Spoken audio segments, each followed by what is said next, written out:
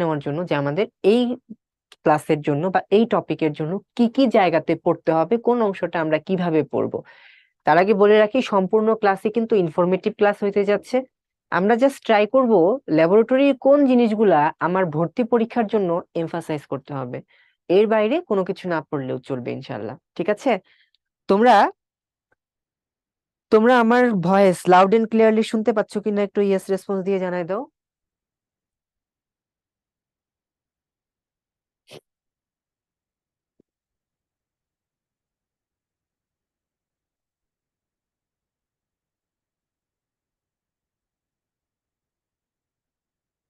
ওকে, মোটামুটি সবাই বলেছে ক্লিয়ারলি শুনতে পাচ্ছে, তো চলো আমরা আমাদের লেকচারটা শুরু করি। দেখো, গত বছরও কিন্তু এখান থেকে পরীক্ষাতে প্রশ্ন আমরা আসতে দেখতে পাই, হ্যাঁ। তার মানে এটাকে কিন্তু ইগনোর করা যাবে না। ইজি, খুবই ইজি, তুমি দেখবা যে ক্লাস থেকেই তোমার পড়াগুলা কিন্তু কমপ্লিট হয়ে যাবে। যেমন দেখো, এখানটাতে আমরা বিভিন্ন রকমের গ্লাভস দেখতে পাচ্ছি, ঠিক আছে? সো গ্লাভস আমাদের কেন লাগে? দেখো, ল্যাবরেটরিতে আমরা যখনই কোনো একটা ল্যাবরেটরি ইকুইপমেন্ট নিয়ে কাজ করবো, তখনই তো আমাদের গ্লাভস লাগবে। সো কেমিস্ট্রিতে আমাদের এখানটাতে কি কি পড়া লাগবে, আমরা কোন ক্ষেত্রে কোন গ্লাভস গুলাকে ইউজ করে থাকি আর কি, ঠিক আছে? এই জিনিসটাই আমাদের বেশিরভাগ পড়া লাগবে। তাহলে দেখো, আমাদের সেফ ইউজ অফ ল্যাবরেটরি ইকুইপমেন্টের মধ্যে কি কি আছে। একটা হলো গ্লাভস, তোমরা তো দেখে বুঝতেই পারতেছো। এরপরে আছে এখানে দেখো, এটা হলো অ্যাপ্রন, ঠিক আছে? সুতি কাপড়ের একটা কটন কটন ক্লদিং এর একটা অ্যাপ্রন আমাদের পড়তে হয় ল্যাবরেটরিতে। এবং আছে একটা গগলস, যখন আমরা কোনো কিছু বার্ন করব অথবা যখন আমরা কোনো অ্যাসিড বা বেজ নিয়ে যখন কাজ করব, তখন আমাদের এই গগলসটা পড়তে হবে আর কি, হ্যাঁ। ওকে, এবং এছাড়া এখানে যেটা নাই সেটা হলো মাস্ক, যখন আমরা কোনো গ্যাস নিয়ে কাজ করব তখন কিন্তু আমাদের মাস্কও পড়তে হবে আর কি। এখান থেকে পরীক্ষায় প্রশ্ন আসার মতো ইনফরমেশন কি কি আছে, যেমন দেখো, আমরা ল্যাবরেটরিতে কোন টাইপের গ্লাভসটা বেশি ইউজ করি, এটার অ্যান্সার হবে নাইট্রাইল গ্লাভস। পড়ে ফেলো, আমরা কোন টাইপের গ্লাভস ইউজ করি ল্যাবরেটরিতে, নাইট্রাইল গ্লাভস, ঠিক আছে? ওকে, তারপর দেখো, নাইট্রাইল গ্লাভস ছাড়া আর কি কি গ্লাভস আছে। যেমন একটা গ্লাভস আছে হচ্ছে জিটেক্স গ্লাভস, একটা গ্লাভস আছে হচ্ছে ল্যাটেক্স গ্লাভস। এই দুইটা থেকে কি মনে রাখতে হবে আমাদের, দুইটা থেকে মনে রাখতে হবে জিটেক্স গ্লাভস, এটা হলো আমাদের মানে হিট রেজিস্ট্যান্ট গ্লাভস, ঠিক আছে? তাহলে এখন দেখো, আমরা যদি টেম্পারেচার নিয়ে কোনো কিছুতে কাজ করি অথবা যদি ইলেকট্রিসিটি নিয়ে কোনো জায়গাতে কাজ করি, কোন গ্লাভস ইউজ করবো, তাহলে জিটেক্স গ্লাভস ইউজ করবো, ঠিক আছে? ওকে, তাহলে দেখো এখানটাতে জিটেক্স গ্লাভস, তাহলে জিটেক্স গ্লাভস এটা হচ্ছে হিট রেজিস্ট্যান্স, এটা কোন ধরনের হিট রেজিস্ট্যান্স, ঠিক আছে?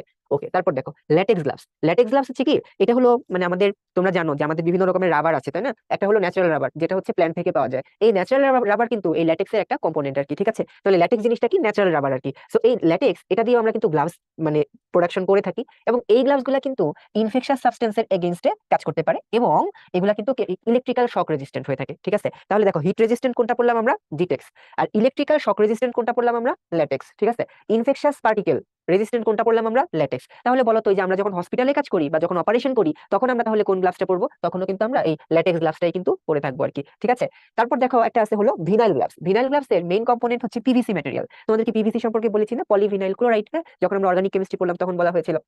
এখন এই জায়গাতে দেখো, ভিনাইল গ্লাভস আর use during working mild corrosive substance or mild skin irritating chemical, ঠিক আছে? অর্থাৎ মাইল্ডার কোনো কিছু নিয়ে যখন কাজ করব, তখন আমরা এই ভিনাইল গ্লাভসটা ইউজ করতে পারি। এছাড়া একটা সফট এবং হিট রেজিস্ট্যান্ট গ্লাভস আছে, যেটা হলো কি নিওপ্রিন গ্লাভস, ঠিক আছে?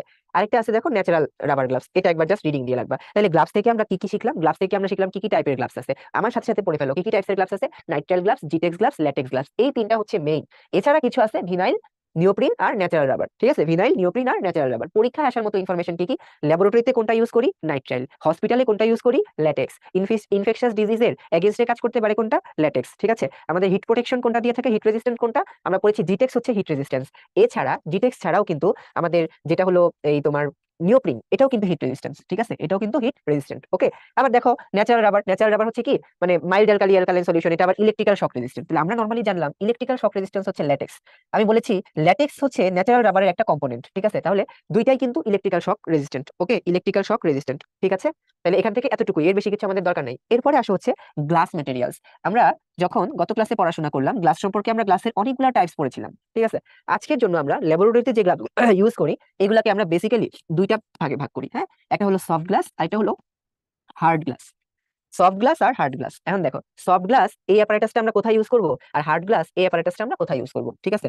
দেখো, হার্ড গ্লাস এটাতে সাধারণত পটাশিয়াম থাকে, সফট গ্লাসে সাধারণত সোডিয়াম থাকে, ঠিক আছে?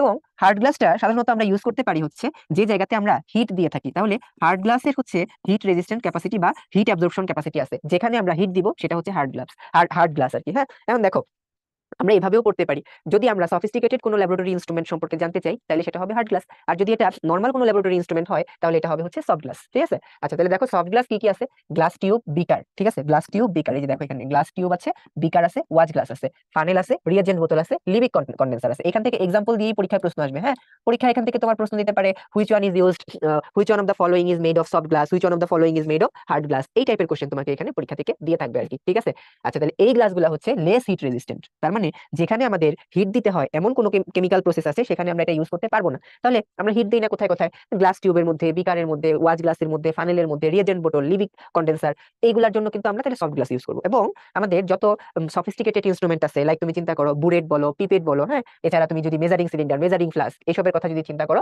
তাহলে কিন্তু দেখতে পাই আমরা যে এগুলো হার্ড গ্লাস দিয়ে হয়ে থাকে। তাহলে conical flask, pipette, burette, measuring cylinder, measuring flask, volumetric flask, round bottom flask, distilling flask, ঠিক আছে, এইগুলা সবগুলাই হচ্ছে হার্ড গ্লাস দিয়ে। এখন তোমাদের মনে প্রশ্ন হতে পারে যে ভাইয়া এই যে বিকার, বিকার কিন্তু সফটেও আছে আবার হার্ডেও আছে, তাহলে কোনটা সফটে কোনটা হার্ডে? দেখবা বিকার, আমরা কিছু বিকারে আমরা টেম্পারেচার দিতে পারি, ল্যাবরেটরিতে যদি কখনো কাজ করে থাকো, আমাদের হয়তো বা এতটুকু সুযোগ হয় নাই বা হইলেও দেখছো যে যেই বিকারে টেম্পারেচার দিতে হয়, কিছু বিকার আছে টেম্পারেচার দিতে হয়, কিছু বিকার আছে জাস্ট আমরা ওইটা মিক্সচার করার জন্য ইউজ করে থাকি। তো যেখানে টেম্পারেচার দিতে হয় সেই বিকারটা হইতে হবে হচ্ছে হার্ড গ্লাসের বা পাইরেক্স গ্লাসের, আর যেটা হিট দিতে হয় না সেই বিকারটা হবে হচ্ছে আমাদের নর্মাল যে সফট গ্লাস আছে সেই টাইপের গ্লাসের। ঠিক আছে, তাহলে এখান থেকে মনে রাখা ইজি না, তুমি জাস্ট মনে রাখবা সফিস্টিকেটেড ইনস্ট্রুমেন্ট হার্ড গ্লাস আর নর্মাল ইনস্ট্রুমেন্ট সফট গ্লাস। তাহলে এখন তোমরা আমাকে বলে দাও তো, বুলেট এটা কি হার্ড গ্লাস নাকি সফট গ্লাস? এইচ অথবা এস লিখলেই বুঝবো, এইচ অথবা এস লিখলেই বুঝবো। ভেরি ভেরি গুড, ঠিক আছে। তাহলে তোমরা আমাকে বলো তো, রিয়েজেন্ট বোতল এটা আমরা কোন টাইপের গ্লাস দিয়ে প্রোডাকশন করবো? রিয়েজেন্ট বোতল এইচ অথবা এস লিখো তাইলেই বুঝবো। ওকে, ঠিক আছে, তাহলে পড়া তো হয়ে গেল, ক্লাসেই পড়া হয়ে গেল, একদম ইজি, এগুলো কঠিন ভাবে কোনোভাবে চিন্তা করা যাবে না। আচ্ছা এবারে আসো, আমরা আরেকটা জিনিস দেখতে পাচ্ছি যে পাইরেক্স গ্লাস। পাইরেক্স গ্লাস হচ্ছে কি, এটাতে কি কি মিক্সচার থাকে? জিঙ্ক অক্সাইডের মিক্সচার থাকে, বেরিয়াম বোরোসিলিকেটের মিক্সচার থাকে। ঠিক আছে, বেরিয়াম বোরোসিলিকেটের মিক্সচার থাকে। আর সফট গ্লাসে কি থাকে? Sodium calcium silicate, sodium calcium silicate. ঠিক আছে, হয়ে গেল। তাহলে হার্ড গ্লাস বা পাইরেক্স গ্লাস এটা বিকার, কনিক্যাল ফ্লাস্ক, হিটিং সলিউশনের জন্য ইউজ করা হয়ে থাকে, অলরেডি ভাইয়া তোমাদের সাথে বলেছে। আচ্ছা, তো সফট গ্লাস হার্ড গ্লাসের মধ্যে আরেকটা বেসিক ডিফারেন্স এখানে দেওয়া আছে, আমরা অলরেডি পড়ে নিয়েছি। জাস্ট এক্সট্রা হচ্ছে এখানে মেল্টিং পয়েন্ট, এটা জাস্ট একবার রিডিং দিবা। Melting point is less due to presence of alumina. হ্যাঁ, আর হার্ড গ্লাসের মেল্টিং পয়েন্ট হাই দেখেই তো আমরা এটাকে হিট দিতে পারি, মেল্টিং পয়েন্ট হাই দেখেই আমরা এটাকে হিট দিতে পারি। ঠিক আছে, আচ্ছা এখন আসো, এই যে গ্লাস অ্যাপারেটাস গুলো আছে এইগুলাকে আমরা কিভাবে ক্লিন করতে পারি? পরীক্ষায় আসে হচ্ছে ক্লিনিং যেই সাবস্টেন্স আছে, ক্লিনজিং মিক্সচার যেগুলো আছে সেটা।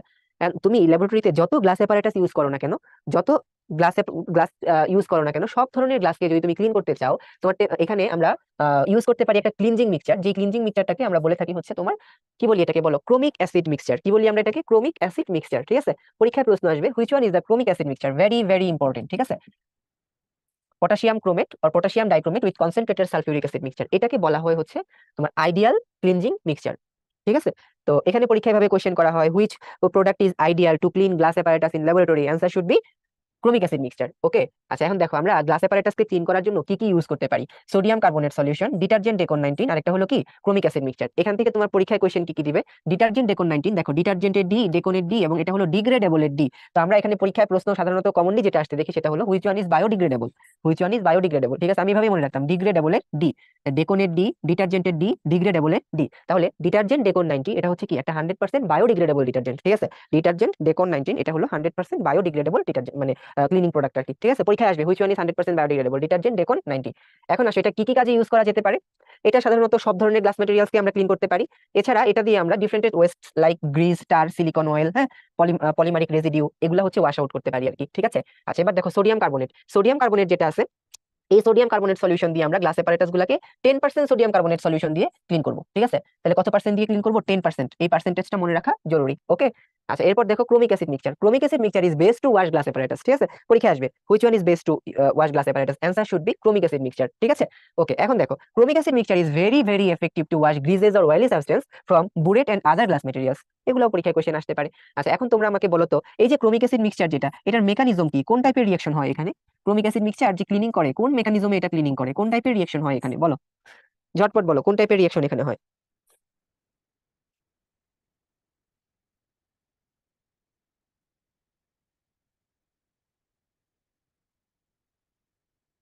Very very good, oxidation reaction, very good. এটা কিন্তু গত বছর মেডিকেল অ্যাডমিশন টেস্টে এসেছিল, ঠিক আছে? তাহলে এখানে কোন টাইপের রিঅ্যাকশন হবে? অক্সিডেশন রিঅ্যাকশন, ঠিক আছে? ওকে, ভেরি গুড। এখান থেকে আমাদের তেমন বেশি কিছু লাগবে না, কিভাবে প্রিপারেশন করা হয় এটা আমাদের দরকার নেই। এটা আমাদের ইম্পর্টেন্ট একটা দরকার আছে, সেটা হলো কি, chromic acid comes in the contact of the skin. হ্যাঁ, তখন আমরা ধরো অ্যাক্সিডেন্টালি ল্যাবরেটরিতে কারো স্কিনে ক্রোমিক অ্যাসিড আসলো, অথবা ক্রোমিক অ্যাসিড না, যে কোনো একটা অ্যাসিড পার্টিকেল দিয়ে অ্যাসিড বার্ন হলো, তখন আমরা স্কিনে কি অ্যাপ্লাই করব? তখন আমরা স্কিনে অ্যাপ্লাই করব 5% সোডিয়াম বাইকার্বনেট সলিউশন। খুব খুব ইম্পর্টেন্ট পরীক্ষার জন্য, ঠিক আছে? তো কারো বডিতে যদি অ্যাক্সিডেন্টালি অ্যাসিড বার্ন হয়, অথবা যদি কারো বডিতে অ্যাক্সিডেন্টালি অ্যাসিডের কন্টাক্টে চলে আসে স্কিন, তখন কি করতে হবে? অনেক বেশি পরিমাণে ওয়াটার ইউজ করতে হবে, ওয়াটার ইরিগেশন করতে হবে, এবং এখানে আমরা কি করবো? আর 5% সোডিয়াম বাইকার্বনেট তোমার হচ্ছে অ্যাপ্লাই করবো আর কি, ঠিক আছে? আচ্ছা, এবারে দেখো যে স্পেশাল কিছু ইনফরমেশন আছে, এগুলো আসলে আমরা আগে পড়ে আসছি। হ্যাঁ, এখানে আমাদের খুব একটা বেশি যে দরকার হবে এরকম না। স্ট্রং অ্যালকালি কিছু আছে, এটা করোসিভ উইক অ্যাসিডের সাথে রিঅ্যাকশন করতে পারে গ্লাসের মধ্যে। তোমাদেরকে একটা জিনিস শিখাইছিলাম এরকম ভাবে, যে এচিং অফ গ্লাস, এটার জন্য আমরা কোন সাবস্টেন্স ইউজ করি বলো তো আমাকে, ইনবক্সে জানাও। এচিং অফ গ্লাসে আমরা কোন ধরনের সাবস্টেন্স বা কোন কোন কেমিক্যাল ইউজ করে থাকি এচিং অফ গ্লাস? ঝটপট বলো। Very very good, hydrogen fluoride, ঠিক আছে? তো এই যে এটা আমরা বলি হাইড্রোফ্লোরিক অ্যাসিড, হাইড্রোফ্লোরিক অ্যাসিড। এই হাইড্রোফ্লোরিক অ্যাসিডটা কি করতে পারে? এই যে সোডিয়াম হাইড্রোক্সাইড এবং পটাশিয়াম হাইড্রোক্সাইডের সাথে রিঅ্যাকশন করতে পারে, গ্লাসের করোশন করে আর কি, ঠিক আছে? তাহলে এইখানটাতে দেখো যে সোডিয়াম হাইড্রোক্সাইড, পটাশিয়াম হাইড্রোক্সাইড সিলিকার সাথে রিঅ্যাকশন করে হচ্ছে তোমার হচ্ছে রাফনেস বানায় গ্লাসের, রাফনেস উইদিন দা গ্লাস আর কি, ঠিক আছে? এটা রিঅ্যাকশন করে হচ্ছে গ্লাস কোরোশন করে, এই কারণেই এচিং করা যায়। জাস্ট নামটা, এই হাইড্রোফ্লোরিক অ্যাসিড নামটা মনে রাখাই জরুরি, এখান থেকে আর তেমন বেশি কিছু লাগবে না। এবারে চলে আসো, আমরা পড়ি কেমিক্যাল ব্যালেন্স, ঠিক আছে?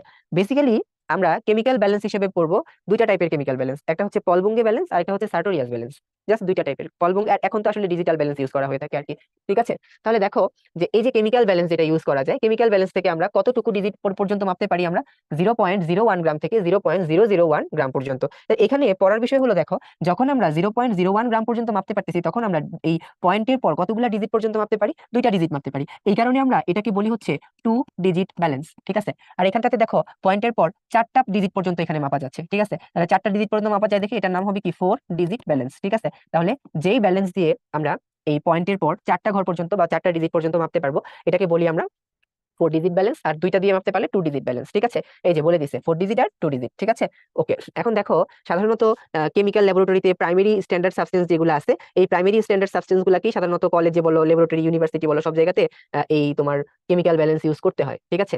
আচ্ছা, এখন প্রাইমারি স্ট্যান্ডার্ড সাবস্টেন্স এরা কি পিওর কেমিক্যাল, এদের কিন্তু কোনো রকমের কনসেন্ট্রেশনে চেঞ্জ হয় না। কেন চেঞ্জ হয় না? কারণ এটা environmental oxygen, environmental water vapour এসবের সাথে কিন্তু কোনো রিঅ্যাকশন করছে না, এবং এটাকে কিন্তু পিওরলি প্রোডাকশন করা যায়। এই কারণে এটাকে আমরা প্রাইমারি স্ট্যান্ডার্ড সাবস্টেন্স বলে থাকি। এখন তোমরা এটা কিন্তু অলরেডি আমাদের যেই স্টয়কিওমেট্রিক কেমিস্ট্রি আছে ডিটেইলসে পড়া হয়েছে, আজকে আর এখানে খুব একটা বেশি আমাদের দরকার নেই। জাস্ট তোমরা জানবা যে আমরা একটা টেকনিক শিখছিলাম কিভাবে আমরা প্রাইমারি স্ট্যান্ডার্ড সাবস্টেন্স আর কিভাবে আমরা সেকেন্ডারি স্ট্যান্ডার্ড সাবস্টেন্সকে আলাদা করে থাকি আর কি, ঠিক আছে? আচ্ছা বলো, প্রাইমারি স্ট্যান্ডার্ড আমরা কি দেখে চিনি বলো?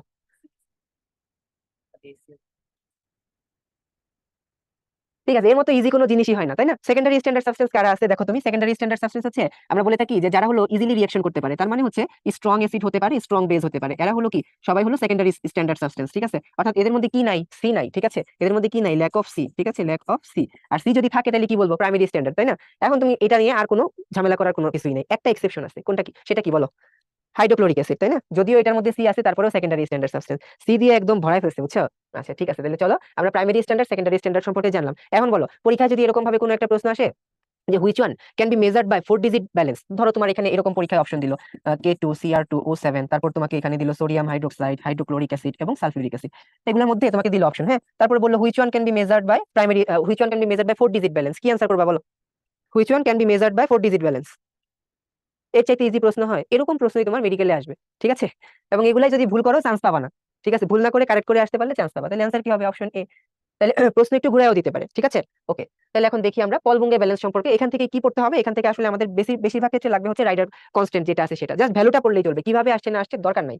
ওকে, এখন দেখো পলবুঙ্গে ব্যালেন্সের যে রাইডার থাকে, এই রাইডার কি দিয়ে বানানো হয়, প্রোডাকশন করা হয় কি দিয়ে? এটাকে বলি আমরা প্লাটিনাম আর অ্যালুমিনিয়াম ওয়্যার, ঠিক আছে? কি বলে থাকি আমরা এখানে? প্লাটিনাম আর অ্যালুমিনিয়াম ওয়্যার বলে থাকি আর কি, ঠিক আছে?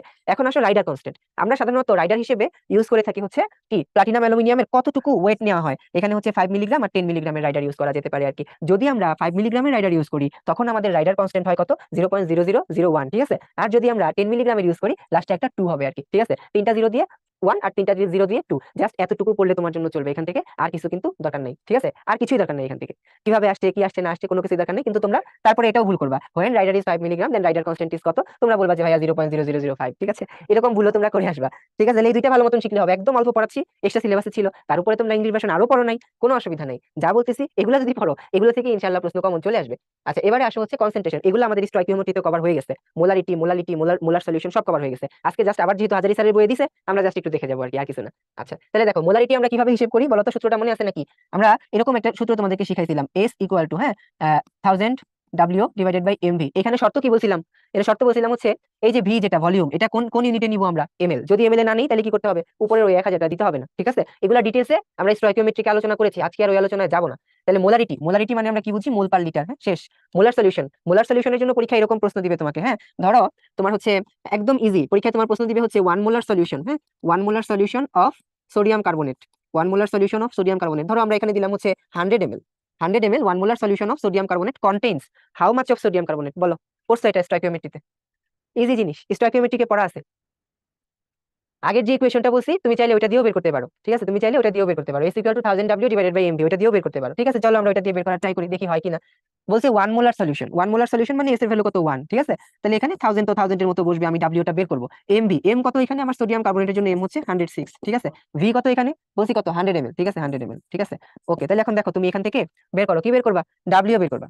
এই ইকুয়েশন যদি না পারো তাহলে কি বলবো, আচ্ছা ঠিক আছে, অনেকেই পারবে না আমি জানি, না পারাটাই স্বাভাবিক, ঠিক আছে। চলো আমরা হিসেব করি, তাহলে এখানে কত আসতেছে দেখো, 106 ইন্টু 100 ডিভাইডেড বাই 1000, এখন হিসেব করো, কাটো কাটো, এটা 10, কাটো 10.6।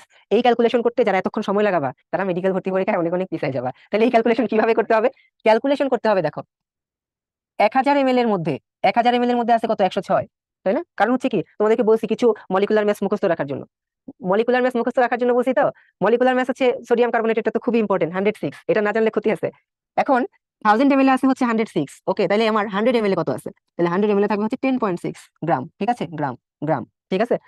ভেরি ভেরি গুড, এই টাইপের কোশ্চেনই তোমার মেডিকেল অ্যাডমিশন টেস্টে আসবে। ওকে, তারপর দেখো semimolar solution, decimolar solution. Semimolar solution মানে আমরা কি বুঝি, সেমিমোলার মানে হচ্ছে 0.5 মোল, 0.5 মোল পার লিটার। ডেসিমোলার মানে কি বুঝি আমরা, 0.1 মোল পার লিটার, ঠিক আছে। এইগুলা থেকেও বিভিন্ন ম্যাথমেটিক্স আসতে পারে। ধরো এই যে একটু আগে আমরা যেটা বললাম আর কি, যে তোমার মোলার সলিউশনের মধ্যে কতটুকু আছে, ধর এখানে এই প্রশ্নটা একটু অন্যভাবে করতে পারতো। ধরো তোমার এভাবে বললো যে semi molar solution, 1 litre semi molar solution of sodium carbonate contains how much of sodium carbonate, ঠিক আছে, what amount of sodium carbonate. এই টাইপের কোশ্চেন যদি তোমাকে দেয় তখন কি বলবা, যে এখানে হচ্ছে হাফ মোল থাকবে আর কি, হ্যাঁ, প্রতি লিটারে কত মোল আছে, হাফ মোল আছে। আর ডেসিমোলার মানে প্রতি লিটারে কত মোল আছে, 0.1 মোল আছে। ইজি, খুবই ইজি। তাহলে তাহলে 1 litre solution of sodium carbonate contains 53 গ্রাম, হ্যাঁ, 53 গ্রাম, 53 গ্রাম অফ সোডিয়াম কার্বনেট। যখন 53 গ্রাম অফ সোডিয়াম কার্বনেট হবে তখন আমরা বলবো এটা সেমিমোলার সলিউশন। আর যখন এটা 10.6 গ্রাম হবে তখন আমরা বলবো এটা ডেসিমোলার সলিউশন। প্রতি লিটারে 10.6 গ্রাম হলে অথবা প্রতি লিটারে 15 গ্রাম হলে, 53 গ্রাম হলে, ঠিক আছে, 53 গ্রাম হলে কত বলবো আমরা, সেমিমোলার। আর 10.6 প্রতি লিটারে কত বলবো, ডেসিমোলার। এটা টাইপের কোশ্চেন আশা করি পারবা তো পরীক্ষায় আসলে নাকি? আচ্ছা, এরপর আসো স্ট্যান্ডার্ড সলিউশন। স্ট্যান্ডার্ড সলিউশন সম্পর্কে অলরেডি কথাবার্তা শেষ। তাহলে এই চার্ট ভুল করা যাবে না, নাম ভুলে গেলেও এই চার্ট ভুল করা যাবে না, হ্যাঁ। মোলার সলিউশন মানে হচ্ছে 1 মোল থাকবে 1 লিটারে, সেমি মোলার সলিউশন মানে হচ্ছে 0.5 মোল থাকবে সেমি মোলারে, ডেসিমোলার মানে 0.1 মোল থাকবে। আরেকটা আছে সেন্টিমোলার, 0.01 মোল, মিলিমোলার 0.123, ঠিক আছে, মিলিমোলার 0.001, ঠিক আছে, 001, ঠিক আছে, এটাকে বলি মিলিমোলার। তাহলে এক্স মোলের জন্য এক্স মোল যদি থাকে, এটা খুব ইম্পর্টেন্ট, এমসিকিউ পরীক্ষায় সরাসরি দিতে পারে। এভাবে দিবে, semi molar solution contains how much of mole in per litre of solution, এভাবে দিবে পরীক্ষায়। প্রাইমারি স্ট্যান্ডার্ড, সেকেন্ডারি স্ট্যান্ডার্ড, এখান থেকে পরীক্ষাতে একটা এক্সাম্পল তো দেয়, হ্যাঁ, এক্সাম্পল তো পরীক্ষায় দিতেই পারে। এক্সাম্পল ছাড়াও পরীক্ষায় প্রশ্ন আরেকটু অন্যভাবে দিতে পারে। যেমন তোমার প্রশ্ন দিতে পারে এরকম ভাবে যে তোমার যে কোনো একটা দিয়ে বললো যে which one is not correct regarding primary standard substance or which one is not correct regarding secondary standard substance, এরকম টাইপের কোশ্চেন তোমাকে দিতে পারে আর কি, ঠিক আছে। আচ্ছা দেখো, প্রাইমারি স্ট্যান্ডার্ড সাবস্টেন্স এটাকে আমরা বলেছি কি, কনসেন্ট্রেশনটা কনস্ট্যান্ট থাকবে, কনসেন্ট্রেশনটা কি থাকবে, কনস্ট্যান্ট থাকবে। এখন যেহেতু কনসেন্ট্রেশন কনস্ট্যান্ট, তাহলে এটার কি কোনো রিঅ্যাকশন হবে, তাহলে এটার কোনো রিঅ্যাকশন হবে না, তাহলে এটা হচ্ছে নো রিঅ্যাকশন, ঠিক আছে।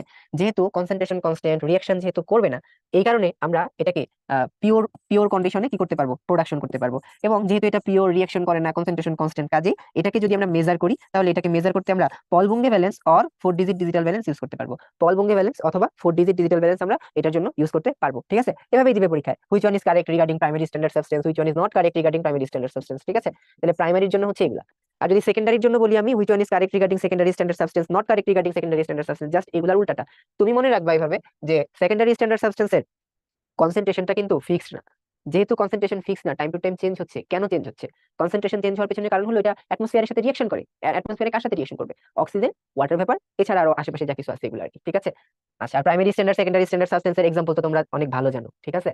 ওকে, এখন এখানে দেখো কিছু মলিকুলার মেসেজ বলা আছে, এই মলিকুলার মেসেজ গুলো একটু পরীক্ষার জন্য শিখে রাখবা। হ্যাঁ, এটা পরীক্ষায় সরাসরি আসবে না, বাট এটার অ্যাপ্লিকেশন থেকে পরীক্ষায় প্রশ্ন আমরা আসতে দেখি আর কি। হ্যাঁ, এটার অ্যাপ্লিকেশন থেকে আমরা পরীক্ষায় কিন্তু প্রশ্ন আসতে দেখি। তাহলে দেখো এখানে সোডিয়াম কার্বনেট, এটার মলিকুলার মেস কত? 106। Oxalic acid 26, 126। সোডিয়াম অক্সালেট খুব কমনলি দরকার হয় না, তারপরে একটু দেখে রাখবা আর কি। হ্যাঁ, caustic soda important, hydrogen chloride important, sulphuric acid important. এগুলার মলিকুলার মেস না জেনে কোনো পরীক্ষার হলে যাওয়া যাবে না, ঠিক আছে। এগুলা না জেনে পরীক্ষার হলে গেলে অসুবিধা আছে। পটাশিয়াম পারম্যাঙ্গানেট, সোডিয়াম থায়োসালফেট, এগুলা জাস্ট একটু দেখে রাখবা, ওকে।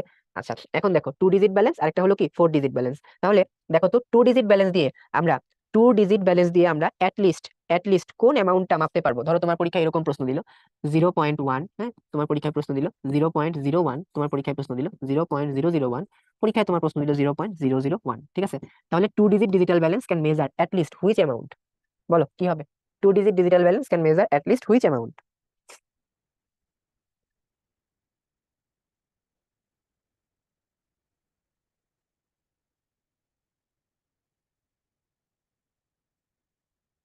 Very very good, second digit পর্যন্ত মাপা যাবে, তাই না? তাহলে option B should be correct answer. যদি 4 ডিজিট বলতো তাহলে আমরা বলতাম যে এই আমাদের যেটা অপশন ডি আছে সেটা। এখন এটা কি গ্রামে নাকি মিলিগ্রামে? ইউজুয়ালি এটা গ্রাম, ঠিক আছে, একটু খেয়াল রাখবো। এটা হলো ইউজুয়ালি গ্রাম, মিলিগ্রাম বললে কিন্তু আবার হবে না। হ্যাঁ, টিচার যদি প্রশ্ন কঠিন করতে চায় তখন কিন্তু এখানে তোমাকে 0.01 গ্রামও দিতে পারে, 0.01 মিলিগ্রামও দিতে পারে, ঠিক আছে। ওকে, তাহলে দেখো digital balance, 2 digit digital balance, আর একটা হলো 4 ডিজিট ডিজিটাল ব্যালেন্স। তাহলে 4 ডিজিট দিয়ে আমরা কতটুকু মাপতে পারবো, 2 ডিজিট দিয়ে আমরা কতটুকু মাপতে পারবো? জাস্ট এতটুকু জানলেই চলবে। 4 ডিজিটটা ইউজুয়ালি আমরা প্রাইমারির জন্য ইউজ করি, 2 ডিজিটটা ইউজুয়ালি আমরা সেকেন্ডারির জন্য। রাফ ব্যালেন্স বা 2 ডিজিট দুইটার যে কোনো একটা ইউজ করা যায় আর কি সেকেন্ডারির জন্য, ওকে।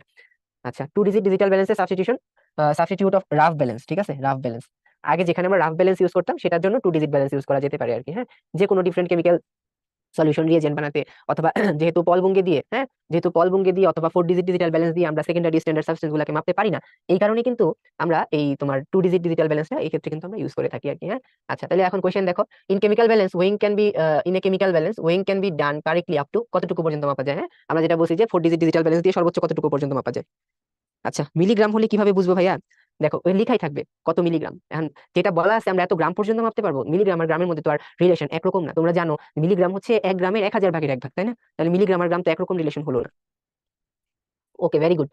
ডিজিটাল ব্যালেন্স 2 ডিজিট পড়ার কিছুই নাই। আচ্ছা, কিভাবে আমরা ডিজিটাল ব্যালেন্সটা ইউজ করে থাকি? প্রথম কথা হলো এটাকে জিরো করে নিতে হবে। এখন এই জিরো করে নেওয়ার যে কন্ডিশন বা জিরো করে নেওয়ার যে প্রসিডিওর, এই প্রসিডিওরটাকে বলা হয় হচ্ছে টার বাটন, ঠিক আছে। টার বাটন প্রেস করে জিরো জিরো করে নিতে হবে। তারপরে তুমি তোমার যেই কেমিক্যাল সাবস্টেন্স তুমি যেটাকে মেজার করতে চাও বা যেটার ওয়েট তুমি নিতে চাও, ওইটাকে একটা চামচের মতো কোনো একটা কিছু দিয়ে ট্রান্সফার করতে হবে। তুমি চামচের মতো যে জিনিসটা নিবা এটারও কেমিস্ট্রিতে নাম আছে, সেই নামটা কি? এটার নাম হচ্ছে স্প্যাচুলা। হ্যাঁ, এই যে স্প্যাচুলা। তাহলে পরীক্ষায় এইভাবে একটা কোয়েশ্চেন দেয় যে তোমার which one in which measurement or measuring to which measuring to what তোমার যে কোনো একটা কিছু দিলো, তারপরে তোমাকে বললো যে স্প্যাচুলা ইজ ইউজড, ঠিক আছে। তাহলে তোমার যদি এরকম ভাবে পরীক্ষায় প্রশ্ন দেয় spatula is used in measurement of what, measurement of what, তোমাকে বললো এখানে ম্যাস, ঠিক আছে, তোমাকে বললো এখানে ভলিউম, ঠিক আছে, তোমাকে বললো এখানে কনসেন্ট্রেশন ধরো, হ্যাঁ, এবং তোমাকে বললো এখানে হাইট ধরো, হ্যাঁ, হাইট ধরো।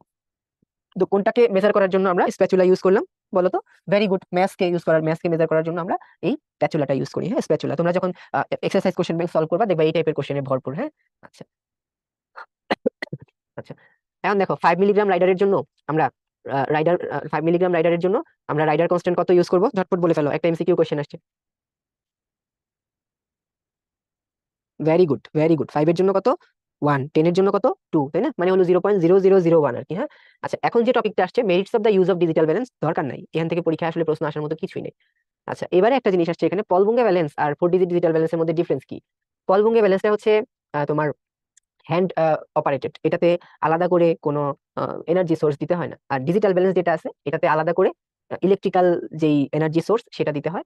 আর এটার ওয়েটটা ডিজিটাল রেকর্ডে স্ক্রিনে ভাসে থাকে আর কি। হ্যাঁ, আচ্ছা, পলবুঙ্গে ব্যালেন্সে 2টা প্যান থাকে আর ডিজিটাল ব্যালেন্সে একটা টপ লোডিং প্যান থাকে আর কি। পলবুঙ্গে ব্যালেন্সটা গ্লাস সারাউন্ডেড বক্সের মধ্যে রাখতে হয়, ডিজিটাল ব্যালেন্সটা সাধারণত আহ, এটাও বক্সের মধ্যে রাখা হয়, কিন্তু পলবুঙ্গে ব্যালেন্সের মতো এত রেস্ট্রিক্টেড না আর কি, দুইটাই বক্সের মধ্যে রাখতে হয়। দুইটাই বক্সের মধ্যে রাখতে হয়। ইলেকট্রিক্যাল পাওয়ার কোথায় লাগবে? ডিজিটালে, পলবঙ্গেতে দরকার নাই।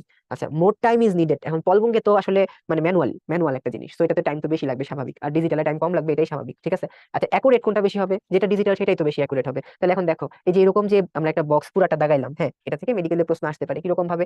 মেডিকেলের প্রশ্ন আসতে পারে which one is true or which one is correct regarding Paul Bunge balance, or which one is correct regarding 4 digit digital balance, ঠিক আছে। যে কোনো একটা দিয়ে দিতে পারে। And এটা কিন্তু তোমাকে মুখস্থ করতে হবে না, তোমার কিন্তু এটা ক্লাস থেকে পড়া হয়ে গেছে, ঠিক আছে। আচ্ছা, এই কারণেই জাস্ট একটু ক্লাসে নিয়ে আসা আর কি। আচ্ছা, সোডিয়াম হাইড্রোক্সাইড প্রাইমারি সাবস্টেন্স না secondary substance? Secondary standard substance. এই কারণে এটাকে আমরা পলবঙ্গে ব্যালেন্স দিয়ে মেজার করতে পারবো না, এটাকে মেজার করবো আমরা রাফ ব্যালেন্স দিয়ে আর কি, হ্যাঁ। আচ্ছা, আবার দেখো, যদি আমরা কোনো লিকুইড সাবস্টেন্সকে মেজার করতে চাই, তখন কিন্তু আবার এই পলবঙ্গে ব্যালেন্স দিয়ে মেজার করা যাবে না। লিকুইড সাবস্টেন্সকে যারা সেকেন্ডারি স্ট্যান্ডার্ড সাবস্টেন্স, তাদেরকে মেজার করার জন্য আমাকে মেজার করতে হবে হচ্ছে তোমার মেজারিং সিলিন্ডার, ঠিক আছে, measuring cylinder. Measuring cylinder is use to measure required amount of liquid secondary standard substance, ঠিক আছে। এটা আমাদের তেমন বেশি কিছু দরকার নাই। আর এরপরে যে টপিক আসছে সেটা হলো কেমিক্যাল অ্যানালাইসিস। তোমরা ইতিমধ্যেই জানো সবাই যে কেমিক্যাল অ্যানালাইসিস দুই টাইপের হয়, একটা কোয়ান্টিটেটিভ অ্যানালাইসিস, একটা হলো কোয়ালিটেটিভ অ্যানালাইসিস। কোয়ালিটেটিভ অ্যানালাইসিসের মধ্যে সাধারণত আমরা তোমার জাস্ট কোন একটা সাবস্টেন্স প্রেজেন্ট আছে না নাই, এই জিনিসটা আমরা খুঁজে খুঁজে থাকি আর কি, হ্যাঁ। আর কোয়ান্টিটেটিভ এর মধ্যে ওটা কত অ্যামাউন্টে আছে সেটা সম্পর্কে জানা যায় আর কি, জাস্ট এতটুকু জানলে চলবে, ইম্পর্টেন্ট কোনো কিছু না। এখন আসি আমরা বিভিন্ন রকমের যে গ্লাস অ্যাপারেটাস গুলো আছে, কোনটাকে কি কাজে ইউজ করবো সেটা সম্পর্কে জানবো। ছবিতে দেখো কি দেখতে পাচ্ছ এখানটাতে? আমরা ছবিতে দেখতে পাচ্ছি এটা একটা মেজারিং সিলিন্ডার, ঠিক আছে। এখন দেখো, মেজারিং সিলিন্ডার মানে কি? একটা সিলিন্ডারের মতো, এবং এটার মধ্যে মেজারমেন্ট গুলা মার্কিং করা আছে, ঠিক আছে। সো এরকম মেজারিং সিলিন্ডার, এটা মানে কি জন্য দরকার হয়? এটা হচ্ছে liquid substance like strong acid, strong base solution, হ্যাঁ, এই টাইপের সলিউশন গুলাকে হচ্ছে মেজার করার জন্য আমরা মেজারিং সিলিন্ডারটা ইউজ করব। এখন এই যে কোনো গ্লাস অ্যাপারেটাস পড়ার সময় তোমার খেয়াল রাখতে হবে হচ্ছে এদের মেইন ইউজেসটা কি, এক নাম্বার কথা। দুই নাম্বার কথা হলো এখান থেকে আরেকটা কথা, এক নাম্বার তো এদের ইউজেসটা কি সেটা জানবা। সেকেন্ড কথা হলো যে এদের মিনিমাম কত অ্যামাউন্টে মেজার করা যায়, মিনিমাম অ্যামাউন্ট অফ মেজারমেন্ট, ঠিক আছে। মিনিমাম অ্যামাউন্ট অফ মেজারমেন্ট কত সেটা জানতে হবে, মিনিমাম অ্যামাউন্ট অফ মেজারমেন্ট কত জানতে হবে, এবং এটা ইউজ মেইন ইউজটা কি সেটা সম্পর্কে জানতে হবে। তাহলে মেজারিং সিলিন্ডার কি কারণে ইউজ করা যায়? মেজারিং লিকুইড সাবস্টেন্স, ওকে, হয়ে গেল। আচ্ছা, এখন মেজারিং সিলিন্ডারের মিনিমাম মেজারমেন্ট কত? 1 সেন্টিমিটার কিউব, ঠিক আছে, 1 সেন্টিমিটার কিউব। আচ্ছা, সেন্টিমিটার কিউব আর এমএল এর মধ্যে রিলেশন কি মনে আছে নাকি? বলো, সেন্টিমিটার কিউব আর এমএল এর মধ্যে রিলেশন কি? জি ভাইয়া, এটা এক্সামে খুব কমনলি আসে, এই কারণেই পড়াচ্ছি।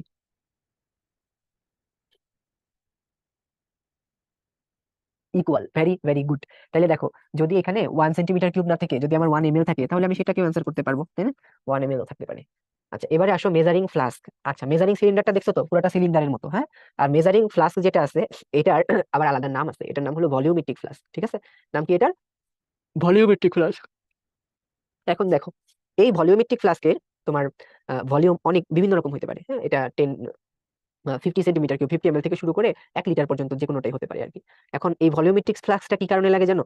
এটা হলো আমাদের স্ট্যান্ডার্ড সলিউশন প্রিপারেশনের সময়, হ্যাঁ, প্রাইমারি স্ট্যান্ডার্ড সলিউশন যেগুলো আছে এগুলা প্রিপারেশনের সময় ভলিউমেট্রিক ফ্লাস্ক লাগে। প্রিপেয়ার স্ট্যান্ডার্ড সলিউশন, ঠিক আছে। খুব খুব ইম্পর্টেন্ট। আমার মনে আছে আমার এইচএসসি পরীক্ষায় এই প্রশ্নটা আসছিল। আমরা তোমাদের এই যে যে সিলেবাস তোমরা পড়তেছো, এই সিলেবাসের প্রথম ব্যাচ এইচএসসি। তো আমার এইচএসসি পরীক্ষায় এই প্রশ্নটা আসছিল, হ্যাঁ, ঢাকা বোর্ডে এই প্রশ্ন আসছিল। আচ্ছা, এবারে আসো বুলেট। খুব খুব ইম্পর্টেন্ট ইনফরমেশন, বুলেট থেকে কি কি জানতে হবে। বুলেটের ক্যাপাসিটি দেখো 25 সেন্টিমিটার কিউব, 50 সেন্টিমিটার কিউব, 50 মানে 25 এমএল, 50 এমএল, দুই রকমই আছে। তবে বুলেটের যে স্মলেস্ট পার্ট, এই স্মলেস্ট পার্টের ক্যাপাসিটি কত সেটা হলো কি 0.1 এমএল। তাহলে বুলেটের স্মলেস্ট পার্টের ক্যাপাসিটি কত? 0.1 এমএল। তো যদি তোমাকে পরীক্ষায় প্রশ্ন দেওয়া হয় what amount can be measured what minimum amount can be measured by burette, answer কি হবে বলো? অ্যান্সার কি হবে বলো? Minimum amount, very good, 0.1 ML. তাহলে এই যে এখানে একটা প্রশ্ন ছিল আগের পেজে, এটা উত্তর করো। What is the volume of the smallest division of bullet? What is the volume of smallest division of bullet? 0.1 ML or 0.1 centimetre cube, ঠিক আছে। মেজারিং সিলিন্ডারের জন্য এটা কত? 1 এমএল বা 1 সেন্টিমিটার কিউব, ঠিক আছে। আচ্ছা, এখন আসি পিপেট। পিপেট তো তোমরা জানো, পিপেট দিয়ে হচ্ছে কোনো কিছু ট্রান্সফার করা হয়, ঠিক আছে। কোনো কিছু ট্রান্সফার করা হয় অথবা ডেলিভার করা হয়। এই কারণে পিপেটের গায়ে লেখা থাকে হচ্ছে টিডি। টিডি মানে হচ্ছে টু ডেলিভার, ঠিক আছে, টু ডেলিভার। আর আমাদের যেটা ভলিউমেট্রিক ফ্লাক্স ছিল, ওইখানে লেখা থাকে হচ্ছে টু কন্টেইন, ওইখানে কোনো কিছু রাখা হয় আর কি, হ্যাঁ। আচ্ছা, তারপর দেখো আহ, হয়ে গেল মোটামুটি, যেটা দিয়ে স্মল অ্যামাউন্টের লিকুইড সাবস্টেন্স ট্রান্সফার করা যায় বা তোমার ট্রান্সফার করা যায় বা ডেলিভার করা যায়, যাই বলো না কেন, হ্যাঁ। এগুলাতে মেজারমেন্ট কত কত 5 এমএল থেকে শুরু করে 25 এমএল পর্যন্ত হয়ে থাকে আর কি, হ্যাঁ। আচ্ছা, এছাড়া দেখা যায় যে মাইক্রো পিপেট নামে এক টাইপের পিপেট আছে, সেটা 1 এমএল ভলিউমের হয়ে থাকে। ইম্পর্টেন্ট না, বাট একটু জেনে রাখো আর কি, এটা হাজারি স্যারের বই নাই। মাইক্রো পিপেট 1 এমএল হয়ে থাকে। আচ্ছা, পিপেট কি কারণে হয়? Transfer of definite amount of volume of liquid or solution from one glass apparatus to another, হ্যাঁ, by sucking with mouth. But এখন কিন্তু আলাদা পিপেট সাকার আছে, এখন কিন্তু আর এই মাউথ দিয়ে সাক করতে বলে না, হ্যাঁ, কারণ এটা হার্মফুল হতে পারে। আচ্ছা, technique to use conical flask, wash বোতল, বুলেট এন্ড পিপেট, এগুলা খুব ইম্পর্টেন্ট বলবো না, ইম্পর্টেন্ট হচ্ছে কোনটা কি কাজে ইউজ করা হয়, এটা তোমাদেরকে এখন কোয়েশ্চেন করি, তোমরা একটা একটা বলো আর কি, হ্যাঁ। আচ্ছা, কনিক্যাল ফ্লাস্কের ব্যাপারে কথাবার্তাটা আসে নাই। কনিক্যাল ফ্লাস্ক আমরা ইউজ করি সাধারণত তো টাইট্রেশনের জন্য, হ্যাঁ, টাইট্রেশনের জন্য আমরা কনিক্যাল ফ্লাস্ক ইউজ করি আর কি, হ্যাঁ। আচ্ছা, তোমরা এখন বলো তাহলে যে আমরা যদি প্রাইমারি স্ট্যান্ডার্ড সলিউশন রাখতে চাই তাহলে কোন কোন অ্যাপারেটাসে রাখবো? Which apparatus is use to contain primary standard solution? বলো, ঝটপট বলে ফেলো। Volumetric flask, very good. এই টাইপের কোশ্চেনই তোমার পরীক্ষায় আসবে, এই টাইপের কোশ্চেনই পরীক্ষায় আসবে। কনিক্যাল ফ্লাস্ক দেখো, কনিক্যাল ফ্লাস্ক হচ্ছে এখানে কেমিক্যাল রিঅ্যাকশন করা হয় আর কি, হ্যাঁ। কনিক্যাল ফ্লাস্ক মেইনলি ভলিউমেট্রিক অ্যানালাইসিসের জন্য দরকার হয়, মানে এই যে টাইট্রেশনের জন্য দরকার হয় আর কি, ঠিক আছে। আচ্ছা, তাহলে এই টাইট্রেশনের যে মিক্সচারটা, এটা মিক্সচার করা হয় হচ্ছে ভলিউমেট্রিক ফ্লাস্কের মধ্যে, ওকে। ওকে, ঠিক আছে। এরপর দেখো ওয়াশ বোতল। ওয়াশ বোতল তো তোমরা জানো যে ওয়াশ বোতলের যে টিউবটা থাকে সেটা হলো কত ডিগ্রিতে বেন্ড থাকে, কত ডিগ্রি অ্যাঙ্গেলে ওয়াশ বোতলের টিউব থাকে, 45 ডিগ্রি অ্যাঙ্গেলে থাকে আর কি, হ্যাঁ। আচ্ছা, তারপর দেখো বুলেটের ক্লিনজিং, বুলেটের ক্লিনজিং এর জন্য আমরা কোন ধরনের সাবস্টেন্স ইউজ করব? ক্লিনজিং মিক্সচার ইউজ করব, শেষ, নতুন করে কিছু নাই আর, হ্যাঁ। আচ্ছা, এই যে দেখো এখানে ছবিগুলা যে আছে, এটা হলো মেজারিং সিলিন্ডার, এটা হলো কি আমাদের সেই ভলিউমেট্রিক ফ্লাস্ক, ভলিউমেট্রিক ফ্লাস্ক। এখানে কনিক্যাল ফ্লাস্ক, এটা হলো বুলেট, এটা পিপেট, এটা ওয়াশ বোতল, এটা ফানেল। সবাই জানো তো নাকি? খুবই ইজি জিনিস এগুলো, হ্যাঁ। মেডিকেল ভর্তি পরীক্ষায় দেখা যায় যে এই যে এখানে যে 4টা পয়েন্ট লেখা আছে, 5টা পয়েন্ট লেখা আছে, এই জায়গা থেকে প্রশ্ন আসার সম্ভাবনা প্রবল মাত্রায় বেশি, হ্যাঁ। Measuring cylinder is use to measure definite amount of volume of concentrated acid and water, হ্যাঁ। Measuring flask is use to prepare definite amount of standard solution, and bullet is use to transfer required amount of volume of reactant, হ্যাঁ। আচ্ছা, তারপর দেখো pipette is use to transfer definite amount of solution from prepare solution to another, ঠিক আছে, খুব important এগুলো।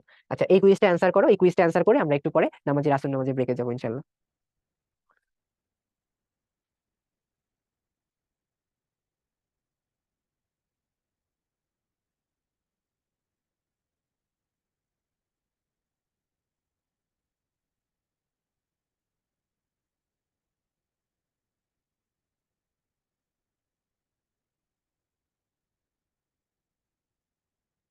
ঠিক আছে, খুবই ইজি ছিল, হ্যাঁ। দেখো এখানে বলে দিছে কি হাইড্রোক্লোরিক অ্যাসিড সলিউশন, তো এটা কি একটা কনসেন্ট্রেটেড অ্যাসিড না? হাইড্রোক্লোরিক অ্যাসিড একটা স্ট্রং অ্যাসিড, তাহলে এই স্ট্রং অ্যাসিডটা মেজার করার জন্য আমরা কি নিব? মেজারিং সিলিন্ডার নিব, ইজি, খুবই ইজি, হ্যাঁ। চলো আমরা নামাজের ব্রেকের পর এসে বাকি অংশটুকু কন্টিনিউ করবো ইনশাল্লাহ। আজকের পড়াশোনা খুবই ইজি পড়াশোনা, ক্লাস শেষ করে তাড়াতাড়ি যেতে পারবো ইনশাল্লাহ, হ্যাঁ, ওকে। থাকো, আমরা নামাজের ব্রেকের পর এসে বাকিটুকু কন্টিনিউ করবো ইনশাল্লাহ।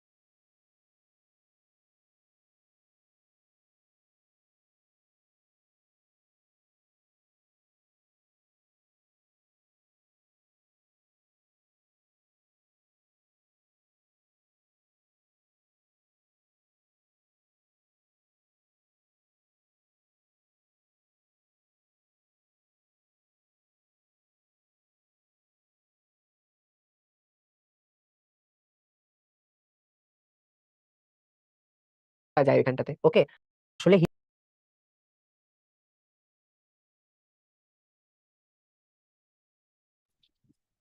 হিটিং টেকনিকটা সম্পর্কে দেখে নিই। আসলে হিটিং টেকনিক মানে জানে যে যদি পরীক্ষায় কোশ্চেন আসে কত ডিগ্রিতে হিট অ্যাপ্লাই করতে হয়, 45 ডিগ্রিতে হিট অ্যাপ্লাই করতে হয়। হ্যাঁ, এখন আমরা কিভাবে হিট দিতে পারি? আমরা বুনসেন বার্নার দিয়ে হিট দিতে পারি, আমরা স্পিরিট ল্যাম্প দিয়ে হিট দিতে পারি। ঠিক আছে, আচ্ছা, তাহলে স্পিরিট ল্যাম্প যেটা আছে, এই যে স্পিরিট ল্যাম্প দিয়ে হিট দিতে পারি, বুনসেন বার্নার দিয়েও হিট দিতে পারি। পরীক্ষায় প্রশ্ন আসে হচ্ছে এই স্পিরিট ল্যাম্পে কি ইউজ করা হয়, নামের মধ্যে আছে স্পিরিট, মানে স্পিরিট ইউজ করা হবে আর কি। হ্যাঁ, এছাড়া মিথানলও ইউজ করা যায় ওইখানটাতে। ওকে, আর বুনসেন বার্নার তো তোমরা বুঝতে পারছো, বুনসেন বার্নার মানে হচ্ছে যে গ্যাস লাইন দিয়ে বার্ন করা হয়। বিশেষ করে আমাদের সাধারণ কলেজগুলোতে যে বার্নারটা থাকে, এখন আর স্পিরিট ল্যাম্প থাকে না, এখন সাধারণত এই বুনসেন বার্নারটাই থাকে আর কি। হ্যাঁ, আর এই বুনসেন বার্নারের মধ্যে আমরা ফ্লেমটা দেখতে পাই দুই টাইপের, একটা হলো লুমিনাস ফ্লেম আর একটা হলো নন লুমিনাস ফ্লেম। ঠিক আছে, এখন লুমিনাস ফ্লেম আর নন লুমিনাস ফ্লেম, কোনটা লুমিনাস কোনটা নন লুমিনাস, এই যে এই জায়গাটাতে একটু দেখো। হ্যাঁ, লুমিনাস ফ্লেম, নন লুমিনাস ফ্লেম, আর একটা হলো কি স্পিরিট ল্যাম্প।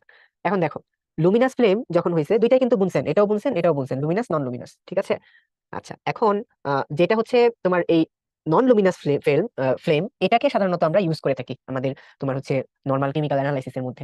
এটার আবার দেখো আপার অক্সিডাইজিং লোয়ার অক্সিডাইজিং জোন আছে। ঠিক আছে, আপার অক্সিডাইজিং জোন আছে, লোয়ার অক্সিডাইজিং জোন আছে, আর এটা হলো ইনার ব্লু রিডিউসিং জোন।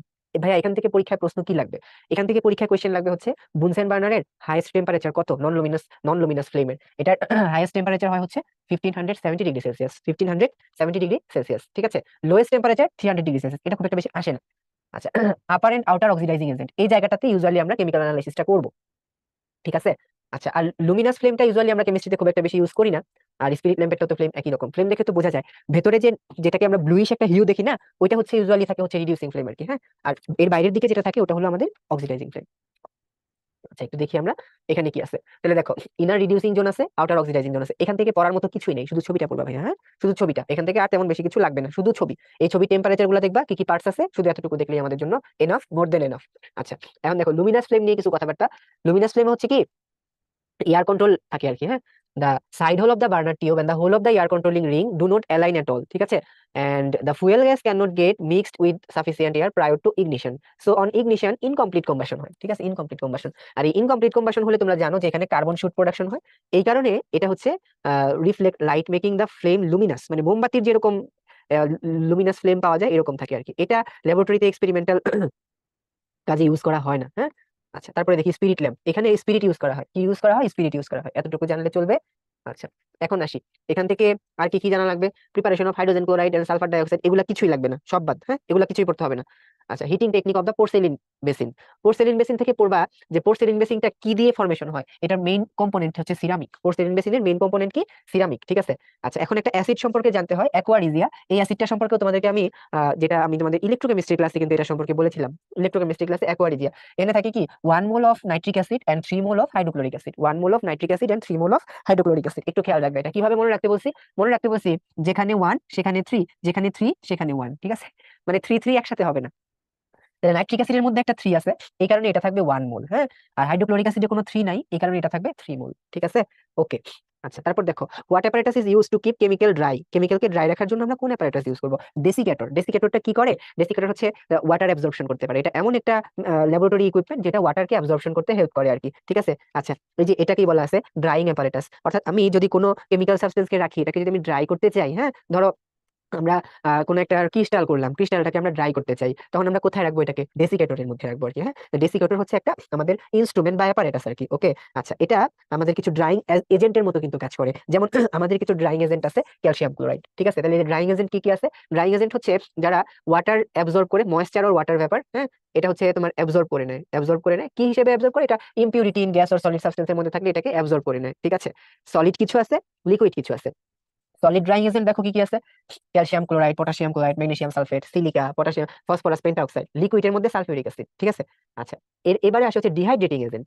এটা হলো ড্রাইং এজেন্ট। ড্রাইং এজেন্ট হচ্ছে কি জাস্ট অ্যাবজর্ব করবে, হ্যাঁ, জাস্ট ওয়াটারটাকে অ্যাবজর্ব করবে। আর ডিহাইড্রেটিং এজেন্ট যেটা আছে এটা হচ্ছে কি ওয়াটারকে এলিমিনেট করবে, মানে এখানে অ্যাকচুয়ালি একটা কেমিক্যাল রিঅ্যাকশন হবে। ডিহাইড্রেটিং এজেন্ট অ্যাকচুয়ালি একটা যে reactant which produces new substance removing some parts. ঠিক আছে, like hydrogen atom and hydroxyl group, মানে ওয়াটারটাকে এলিমিনেট করবে। আমরা ডিহাইড্রেটিং রিঅ্যাকশন পড়ছি না অর্গানিক কেমিস্ট্রিতে, ওই জায়গাতে যারা ইউজ মানে যে সাবস্টেন্স গুলাকে আমরা ক্যাটালিস্ট হিসেবে ইউজ করেছি, ওই সাবস্টেন্স গুলাই কিন্তু আমাদের ডিহাইড্রেটিং এজেন্ট। তাহলে এখানে ডিহাইড্রেটিং এজেন্ট হিসেবে আমরা কি কি পাই? সলিড আছে, লিকুইড আছে। সলিড ডিহাইড্রেটিং এজেন্ট কি কি আছে? Alumina, phosphorus, phosphorus পেন্টঅক্সাইড, potassium hydrogen sulphate, sulphuric acid, phosphoric acid. ঠিক আছে, একটা জিনিস একটু খেয়াল করো, সালফিউরিক অ্যাসিড যেটা আছে এবং ফসফরাস পেন্টঅক্সাইড যেটা আছে, দুইটা কিন্তু একই সাথে ড্রাইং এজেন্ট আবার ডিহাইড্রেটিং এজেন্ট, দুইটাই। ঠিক আছে, একই সাথে ড্রাইং এজেন্ট আর ডিহাইড্রেটিং এজেন্ট দুইটাই। ঠিক আছে, আচ্ছা এই যে এখানে নিচে লিখাই আছে, তাহলে পরীক্ষায় এক্সাম্পল প্রশ্ন আসবে, পরীক্ষায় কোশ্চেনে আসবে হচ্ছে এক্সাম্পল। হ্যাঁ, পরীক্ষায় বলবে যে which one is example of drying agent, which one is dehydrating agent, which one can act both drying agent and dehydrating agent, এইভাবে তোমার পরীক্ষায় কোশ্চেন দিবে। ওকে,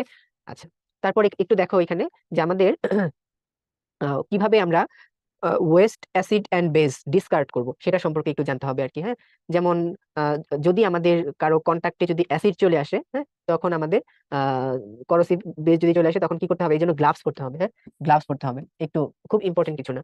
strong reducing agent like sodium, sodium hydride, sodium aluminium hydride, হ্যাঁ, এগুলো হচ্ছে কন্টাক্টে আসলে এরা কি করতে পারে? হাইড্রোজেন গ্যাস প্রোডাকশন করতে পারে, হিট প্রোডাকশন করতে পারে। এই কারণে এদের জন্য কেয়ার নিয়ে হ্যান্ডেল করতে হবে এবং এই সাবস্টেন্স গুলোকে ওয়াটার বেসিনে ফেলে দিতে হবে। জাস্ট একবার রিডিং দিবা এটা, হ্যাঁ, ইম্পর্টেন্ট কিছু না।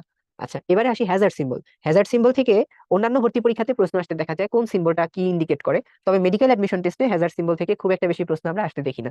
কারণ হলো মেডিকেল অ্যাডমিশন টেস্টের যে এমসিকিউ কোশ্চেন গুলো হয়, এই এমসিকিউ কোশ্চেন গুলো সাধারণত একটু লিঙ্গুইস্টিক কোশ্চেন হয়। হ্যাঁ, ছবি দিয়ে প্রশ্ন আসার সম্ভাবনা এখানটাতে কম, এই কারণে হ্যাজার্ড সিম্বল খুব কমনলি আসে না। বাট এখান থেকে জানতে হবে যে কেমিক্যালি কোন সাবস্টেন্সটাকে আমরা ইরিটেন্ট বলি, কোন সাবস্টেন্সটাকে আমরা হার্মফুল বলি, এই টাইপের কোশ্চেন গুলো কিন্তু পরীক্ষায় দিয়ে দিতে পারে। হ্যাঁ, ওকে চলো আমরা জানি তাইলে পরীক্ষায় কি আসতে পারে। ইন্টারন্যাশনালি অ্যাকসেপ্টেড হ্যাজার্ড সিম্বল কতগুলো আছে? How many hazard symbol are there internationally accepted? Answer should be 10। ঠিক আছে, আচ্ছা পরেরটা দেখো, internationally recognise some symbol, radioactive substance and health hazard, এগুলাকেও আমরা ইউজ করতে পারি। ঠিক আছে, ওকে এখান থেকে আর বেশি কিছু লাগে না। একটা সিএলপি রেগুলেশন আছে। সিএলপি রেগুলেশন মানে হচ্ছে কি? ক্লাসিফিকেশন, লেভেলিং এন্ড প্যাকেজিং, এই তিনটা জিনিসকে বলা হয় সিএলপি, খুব কমনলি আসে না। আচ্ছা আসি টি, সিম্বল টি, টি ইন্ডিকেট করে হচ্ছে toxic, T for toxic. Toxic মানে কি? পয়জনাস। এখন পয়জনাস সাবস্টেন্স কি কি হতে পারে চলো আমরা একটু পড়ে ফেলি। গ্যাস, লিকুইড, সলিড, হ্যাঁ, যে কোনো কিছুই হতে পারে। তবে ক্যাডমিয়াম সল্ট, হ্যাঁ, ক্রোমিয়াম সল্ট, বেরিয়াম ক্লোরাইড, এরা বেশিরভাগ অ্যাসিড, এরা হচ্ছে কি? পয়জনাস হয়। হ্যাঁ, যেমন আমরা ক্রোমিয়াম পয়জনিং, ক্যাডমিয়াম পয়জনিং পড়েছি না? পড়েছি, তাহলে এখান থেকে এক্সট্রা পড়বো আমরা হলো বেরিয়াম ক্লোরাইড। ঠিক আছে, আচ্ছা এটা টি, এটার সিম্বল কি? টি। তাহলে পরীক্ষা এখান থেকে কোয়েশ্চেন হতে পারে, directly question, which one is the symbol stated for poisonous substance? Answer should be T. হ্যাঁ, এভাবে আসতে পারে কোয়েশ্চেন। আবার পরীক্ষায় তোমার কোয়েশ্চেন হতে পারে হুইচ সাবস্টেন্স ইজ পয়জনাস, এই টাইপের কোয়েশ্চেন হতে পারে আর কি। তাহলে এটা toxic substance or poisonous substance সম্পর্কে যদি প্রশ্ন করা হয় এরকম। এছাড়া প্রশ্ন হতে পারে ভেরি টক্সিক সাবস্টেন্স। আমরা ভেরি টক্সিক সাবস্টেন্স বলতে কি বুঝাই? দেখো টি প্লাস, ঠিক আছে, থাকে না? কোনো কিছুর পর প্লাস দেওয়া মানে এটা আপগ্রেডেড ভার্সন বোঝায়, তাই না? টি যদি টক্সিক হয় তাহলে টি প্লাস হবে কি? Very much toxic. আর ভেরি মাচ টক্সিক এরকম টক্সিনের নাম বলো তো। এখন দেখো এই ক্রোমিয়াম, ক্যাডমিয়াম, আর্সেনিক, এরা টক্সিন, ঠিক আছে, বাট এই টক্সিন গুলা কিন্তু অনেক বেশি দিন ইউজ করার পর বা অনেক বেশি দিন পর কিন্তু এদের টক্সিসিটিটা এক্সপ্রেস করে। হ্যাঁ, কিন্তু যেগুলা ভেরি টক্সিক, এগুলা বডি কন্টেন্টে আসার সাথে সাথে মানুষ মরে যেতে পারে বা অন্য যে কোনো এনিমেল মরে যেতে পারে। যেমন দেখো সায়ানাইড কম্পাউন্ড, হ্যাঁ, সায়ানাইডকে বলা হয়ে থাকে ভেরি মাচ টক্সিন। হ্যাঁ, যেমন হাইড্রোজেন সায়ানাইড হতে পারে, সায়ানাইড কম্পাউন্ড হতে পারে। নিকোটিন, এটা কি মানুষ মেরে ফেলে না? যেটা মানুষ মেরে ফেলে সেটাকে বলি আমরা ভেরি মাচ টক্সিন। ঠিক আছে, cyanide, nicotine, very much toxin, মুখস্থ হয়ে গেছে না? টক্সিন হচ্ছে cadmium, chromium, barium chloride. Very toxin হচ্ছে hydrogen cyanide, cyanide compound, nicotine. ঠিক আছে, এগুলা মুখস্থ রাখতে হবে পরীক্ষার জন্য। হ্যাঁ, ওকে। এক্সেন, এক্সেন দিয়ে আমরা বুঝাই হচ্ছে হার্মফুল সাবস্টেন্স। হার্মফুল সাবস্টেন্স মানে কি? এগুলা বডির জন্য, হিউম্যান বিং এর জন্য হার্মফুল, বাট এই জিনিসগুলা কিন্তু মানুষের মানে মৃত্যুর জন্য দায়ী নয় আর কি, এরকম। তাহলে দেখো such compound are bleaching, paints, floor polish, organic solution, petrol, antifreeze, pesticide. ঠিক আছে, এই জিনিসগুলোকে আমরা বলে থাকি হচ্ছে হার্মফুল সাবস্টেন্স। ওকে, আচ্ছা এরপরে আসে হচ্ছে ইরিটেন্ট সাবস্টেন্স। ইরিটেন্ট মানে কি? যেগুলো হচ্ছে ইরিটেশন করে স্কিনে আসলে বা চোখে আসলে। আই ফর ইরিটেন্ট, এই জন্য এটাকে আমরা বলে থাকি এক্সাই। আই ফর ইরিটেন্ট, এই জন্য আমরা এটাকে বলে থাকি হচ্ছে এক্সাই। ঠিক আছে, আই ফর ইরিটেন্ট। ঠিক আছে, ওকে। এখন ইরিটেন্ট সাবস্টেন্সের মধ্যে দেখো সোপ পাউডার যদি চোখে যায়, চোখ কি জ্বালা পোড়া করে না? এই জন্যই তো এটা ইরিটেন্ট সাবস্টেন্স। আবার এই যে ব্লিচিং পাউডার ইরিটেন্ট সাবস্টেন্স। সিমেন্টের কাজ যেখানে হয় আশেপাশে গেলেই দেখবা যে এখানটাতে মানে ইয়ার নোজে ইরিটেশন হচ্ছে। হ্যাঁ, ডাইলিউটেড অ্যাসিড, ক্লোরাইড, এগুলা non corrosive but irritant. Concentrated acid আর বেস হলে সেগুলাকে বলি আমরা হচ্ছে করোসিভ, আর ডাইলিউটেড থাকলে এদেরকে বলি ইরিটেন্ট। আচ্ছা এবারে দেখো এফ দিয়ে বুঝি আমরা কি? ফ্লেমেবল। তাহলে বলো তো এফ প্লাস দিয়ে কি বুঝবো? এফ প্লাস দিয়ে কি বুঝবো, এক্সট্রিমলি ফ্লেমেবল। টি এবং টি প্লাস যেরকম টক্সিক আর ভেরি টক্সিক, একই রকম ভাবে এফ এবং এফ প্লাস, ঠিক আছে, ফ্লেমেবল আর হলো কি এক্সট্রিমলি ফ্লেমেবল। ওকে, আচ্ছা তাহলে দেখো ফ্লেমেবল কি কি আছে। দেখো সোডিয়াম, তোমরা সবাই জানো সোডিয়াম যদি ওয়াটার কন্ট্যাক্টে আসে তখন এটা নিয়ে কি হয়, ফ্লেম হতে পারে। Sodium hydride, lithium aluminium hydride, ঠিক আছে, ম্যাগনেসিয়াম পাউডার, জিঙ্ক পাউডার, ঠিক আছে, মিথানল, পেট্রোল, এরোসল, সবগুলাই কি হয়, ফ্লেমেবল হয়ে থাকে। তাহলে ভাইয়া এক্সট্রিমলি ফ্লেমেবল কারা, দেখো এই যে গ্যাস সিলিন্ডার যেগুলো আছে, এরোসল যেগুলো আছে, এলপিজি, ডাইথাইলিথার, এগুলো হলো এক্সট্রিমলি ফ্লেমেবল, ঠিক আছে। অর্থাৎ এইভাবে মনে রাখতে পারো, যেগুলা আমরা ইউজুয়ালি তোমার আগুন ধরানোর জন্য ইউজ করি সেগুলা হচ্ছে এক্সট্রিমলি ফ্লেমেবল, আর যেগুলা আগুন ধরানোর জন্য ইউজ করি না কিন্তু আগুন ধরে যেতে পারে এগুলাকে বলি আমরা ফ্লেমেবল সাবস্টেন্স, ঠিক আছে। আচ্ছা এবারে দেখো এক্সপ্লোশন। এক্সপ্লোশন তো বুঝতে পারতেছো, যেটা এক্সপ্লোশন করে, তোমাদেরকে টিএনটি পড়ানোর সময় বলেছিলাম টিএনটি একটা এক্সপ্লোসিভ সাবস্টেন্স, এবং টিএনটির সাথে আরেকটা সাবস্টেন্স মিলায়ে অ্যামাটোল নামে একটা এক্সপ্লোশন বা একটা এক্সপ্লোসিভ সাবস্টেন্স প্রোডাকশন করা হয়। তো টিএনটির সাথে কি অ্যাড করা হয় একটু জানাই দাও তো আমাকে ইনবক্সে।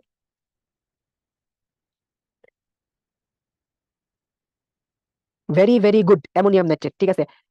Very good, ammonium nitrate, cellulose না ভাইয়া, অ্যামোনিয়াম নাইট্রেট, ঠিক আছে। এই যে দেখো এখানে, তাহলে এই অ্যামোনিয়াম নাইট্রেট এটাও কিন্তু একটা এক্সপ্লোসিভ সাবস্টেন্স। এবং তোমাদের সঙ্গে আমি একটা কথা বলছিলাম, লেবাননের যে বৈরুতে এক্সপ্লোশন হলো সেখানে কি দিয়ে এক্সপ্লোশন হয়েছিল, অ্যামোনিয়াম নাইট্রেট দিয়ে হয়েছিল, ঠিক আছে। তাহলে অ্যামোনিয়াম নাইট্রেট সম্পর্কে একটু জানতে হবে, টিএনটি সম্পর্কে একটু জানতে হবে, ঠিক আছে। এছাড়া এই যে হরতাল অবরোধের সময় যে গান পাউডার দিয়ে বাসে আগুন ধরায় দেওয়া হয় সেটাও কি এক্সপ্লোসিভ সাবস্টেন্স না, ওকে। এছাড়া পারক্সাইড হতে পারে এক্সপ্লোসিভ সাবস্টেন্স, সোডিয়াম অ্যাজাইড হতে পারে এক্সপ্লোসিভ সাবস্টেন্স, ইত্যাদি ইত্যাদি, ঠিক আছে। আচ্ছা এন, এন দিয়ে আমরা কি বুঝি, নেচার, ঠিক আছে। তাহলে এন দিয়ে বুঝি নেচার, তাহলে সিম্বল এন এটা কি ইন্ডিকেট করতেছে, এনভায়রনমেন্টের জন্য থ্রেটিং কোনো কিছু বা ড্যামেজ টু দ্য এনভায়রনমেন্ট, হ্যাঁ, ডেঞ্জারাস ফর এনভায়রনমেন্ট, এগুলাকে ইন্ডিকেট করতেছে। যেমন ক্লোরিন গ্যাস কি, এটাকে সোসান সোলোমান বলেই দিচ্ছেন এরকম ভাবে যে আমাদের যে ওজন ডিকে হচ্ছে, ওজন হোল হচ্ছে, তার মধ্যে মেইনলি রেসপন্সিবল হচ্ছে ক্লোরিন গ্যাস, ঠিক আছে। এছাড়া অ্যামোনিয়া আছে, ঠিক আছে, টারপেন্টাইন আছে, পেস্টিসাইডস আছে, এই জিনিসগুলোকে আমরা বলি হচ্ছে dangerous for environment, dangerous for environment, ঠিক আছে। ওকে, আচ্ছা তারপর দেখো এদের স্টোরেজ তো পড়লাম, দরকার নাই। ও দেখো অক্সিডাইজিং যদি আমি লিখতে যাই কি দিয়ে লিখবো, ও দিয়ে লিখবো। আর অক্সিডাইজিং এজেন্ট কি নতুন করে তোমাদের পড়াইতে হবে, অক্সিডাইজিং এজেন্ট আমরা স্টয়কিওমেট্রিকে অলরেডি পড়ে আসছি, তাহলে নতুন করে পড়তে হবে না। আচ্ছা হেলথ হ্যাজার্ড, হেলথ হ্যাজার্ড হচ্ছে কারা, যারা রেসপিরেটরি সিস্টেম অথবা ক্যান্সার যারা প্রোডাকশন করে এরকম যারা আছে আর কি, হ্যাঁ, এটার এক্সাম্পল নাই, সো পড়তেও হবে না, ঠিক আছে। আচ্ছা তাহলে এখান থেকে প্রশ্ন কিভাবে আসবে বুঝতে পারছো, খুব কমনলি আসে না প্রশ্ন এগুলা, আমরা 3 স্টার প্রশ্ন বলি না, 1 স্টার অথবা 2 স্টার এরকম আর কি, খুব ইম্পর্টেন্ট না, বাট আসতে পারে। কিভাবে আসতে পারে, কোনটা কোন টাইপের, এই টাইপের কোশ্চেন তোমার পরীক্ষায় হতে পারে আর কি, হ্যাঁ। আচ্ছা এখন দেখো এখান থেকে ইথানল, মিথানল, হ্যাঁ, ইথানল মিথানল এগুলা হলো ফ্লেমেবল প্লাস হার্মফুল। সবকিছু পড়ার পর যদি টাইম পাও দেন তুমি এই বক্সটা মুখস্থ করবা, এটা একটা নাইস টু নো বক্স, ঠিক আছে। আমি 100% ইম্পর্টেন্ট বলতেছি না, বাট একটু পড়ে রাখতে পারলে ভালো আর কি, হ্যাঁ, একটু পড়ে রাখতে পারলে ভালো, ঠিক আছে। এটা একসাথে করে পড়বা, করোসিভ কারা কারা, ফ্লেমেবল এন্ড হার্মফুল কারা কারা, ঠিক আছে, ফ্লেমেবল কারা কারা, ফ্লেমেবল এন্ড পয়জনাস কারা কারা। তাহলে চলো দেখি আমরা করোসিভ কে কে আছে। দেখো যত অ্যাসিড পাবো আমরা, যত অ্যালকালি পাবো, সবাই হচ্ছে corrosive, ethanoic acid, acetic acid, হ্যাঁ, caustic soda, caustic potash, sulphuric acid, তারপর যদি দেখি আমি তোমার এখানে আরেকটা আছে হলো আর্সেনিক অক্সাইড, এগুলো প্রত্যেকটাই হচ্ছে করোসিভ, ঠিক আছে।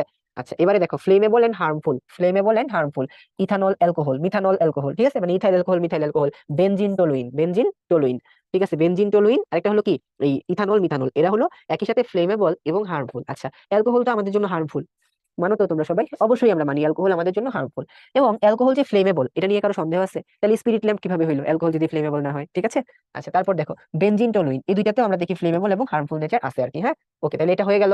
এরপরে দেখি শুধুমাত্র ফ্লেমেবল কারা কারা, যেমন আমরা সোডিয়াম, প্রোপানল, ঠিক আছে, তারপরে যেটাকে বলি আহ ট্রাইক্লোরোমিথেন, ট্রাইক্লোরোমিথেন মানে কি, এটা হলো আমাদের কি বলো, এটার নাম কি ঝটপট বলো, CHCl3, এটার ভালো নাম আছে ক্লোরোফর্ম, ক্লোরোফর্ম, ঠিক আছে, এটা কি ফ্লেমেবল, ওকে। ক্লোরোফেনল, নাইট্রোএনিলিন, এগুলো সবই হচ্ছে ফ্লেমেবল। ফ্লেমেবল এন্ড পয়জনিং দেখো কি কি আছে, অ্যাসিটোনাইট্রাইল, ব্রোমিন, অ্যাসিটোনাইট্রাইল আর ব্রোমিন, এগুলো হলো কি ফ্লেমেবল আর পয়জনাস, ঠিক আছে। আর কি মেজার নিতে হবে দরকার নাই।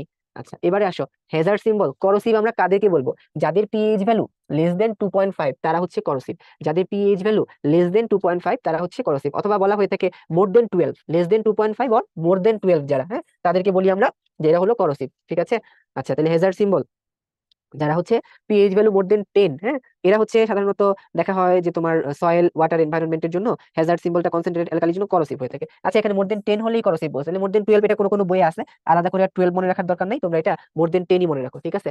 আচ্ছা দেখো তাহলে এক্সেন, কুইজার দিচ্ছি না, সহজ জিনিস তো তোমরা অ্যান্সার করে দাও।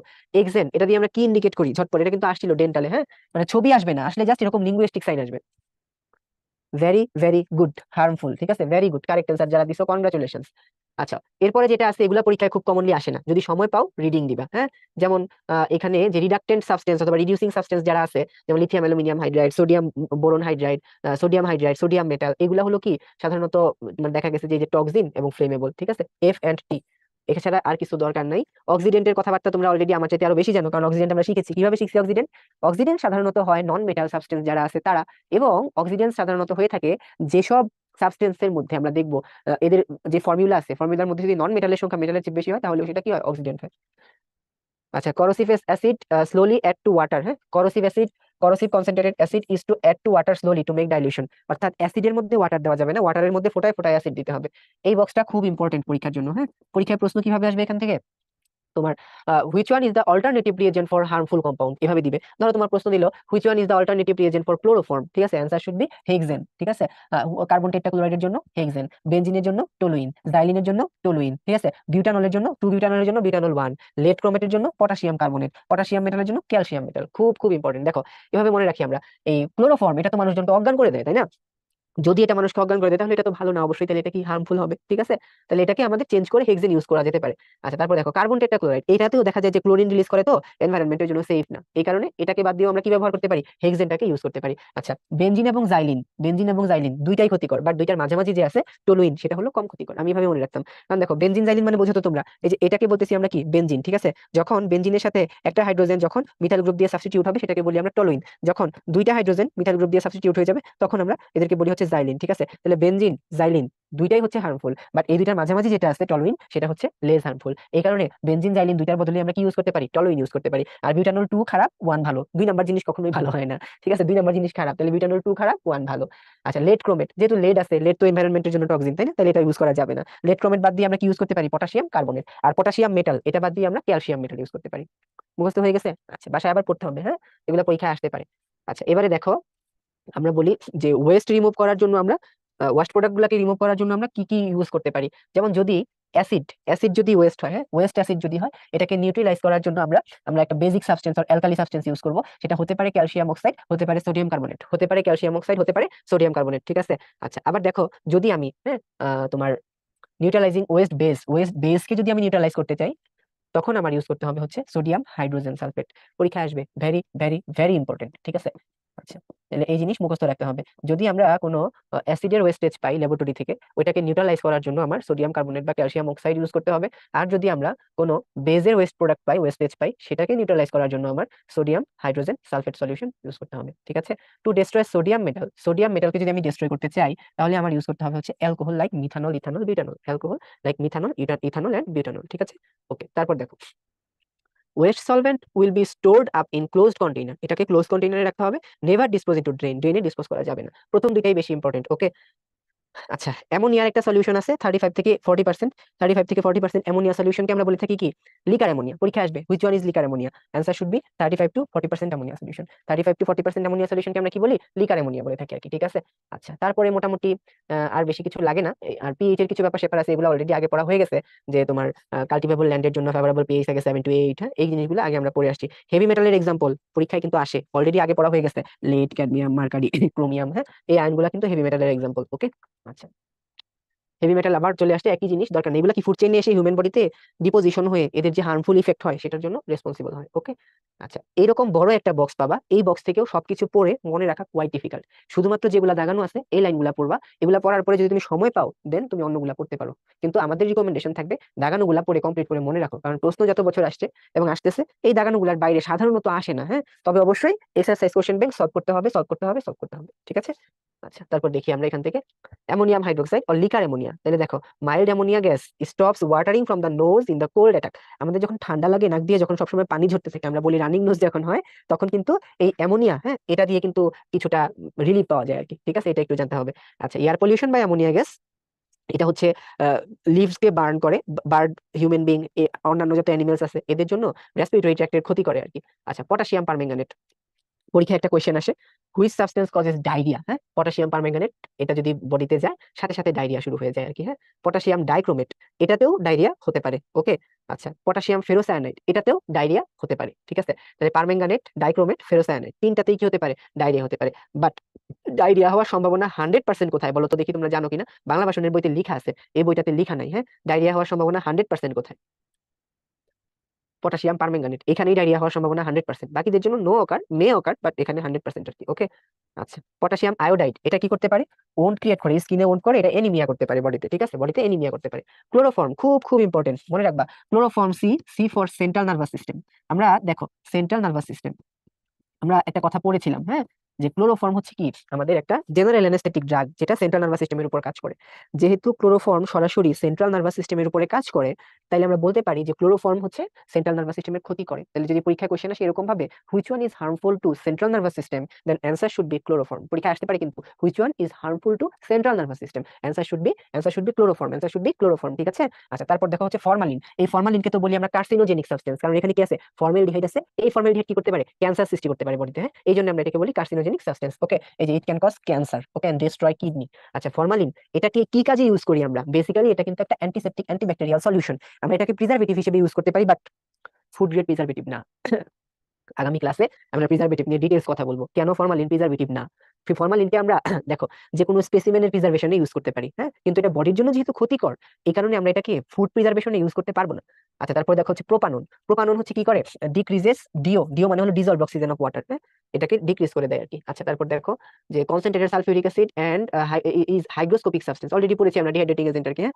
আচ্ছা, sodium metal and reactive metal of the group 1, এটা ওয়াটারের সাথে রিঅ্যাকশন করে hydrogen and sodium hydroxide gas production করে। এটাও আমরা শিখে আসছি কোন লেকচার থেকে? ইলেকট্রোকেমিস্ট্রির লেকচার থেকে। আমরা তোমাদেরকে এরকম একটা সিরিজ পড়াইছি না, মনে আছে তো?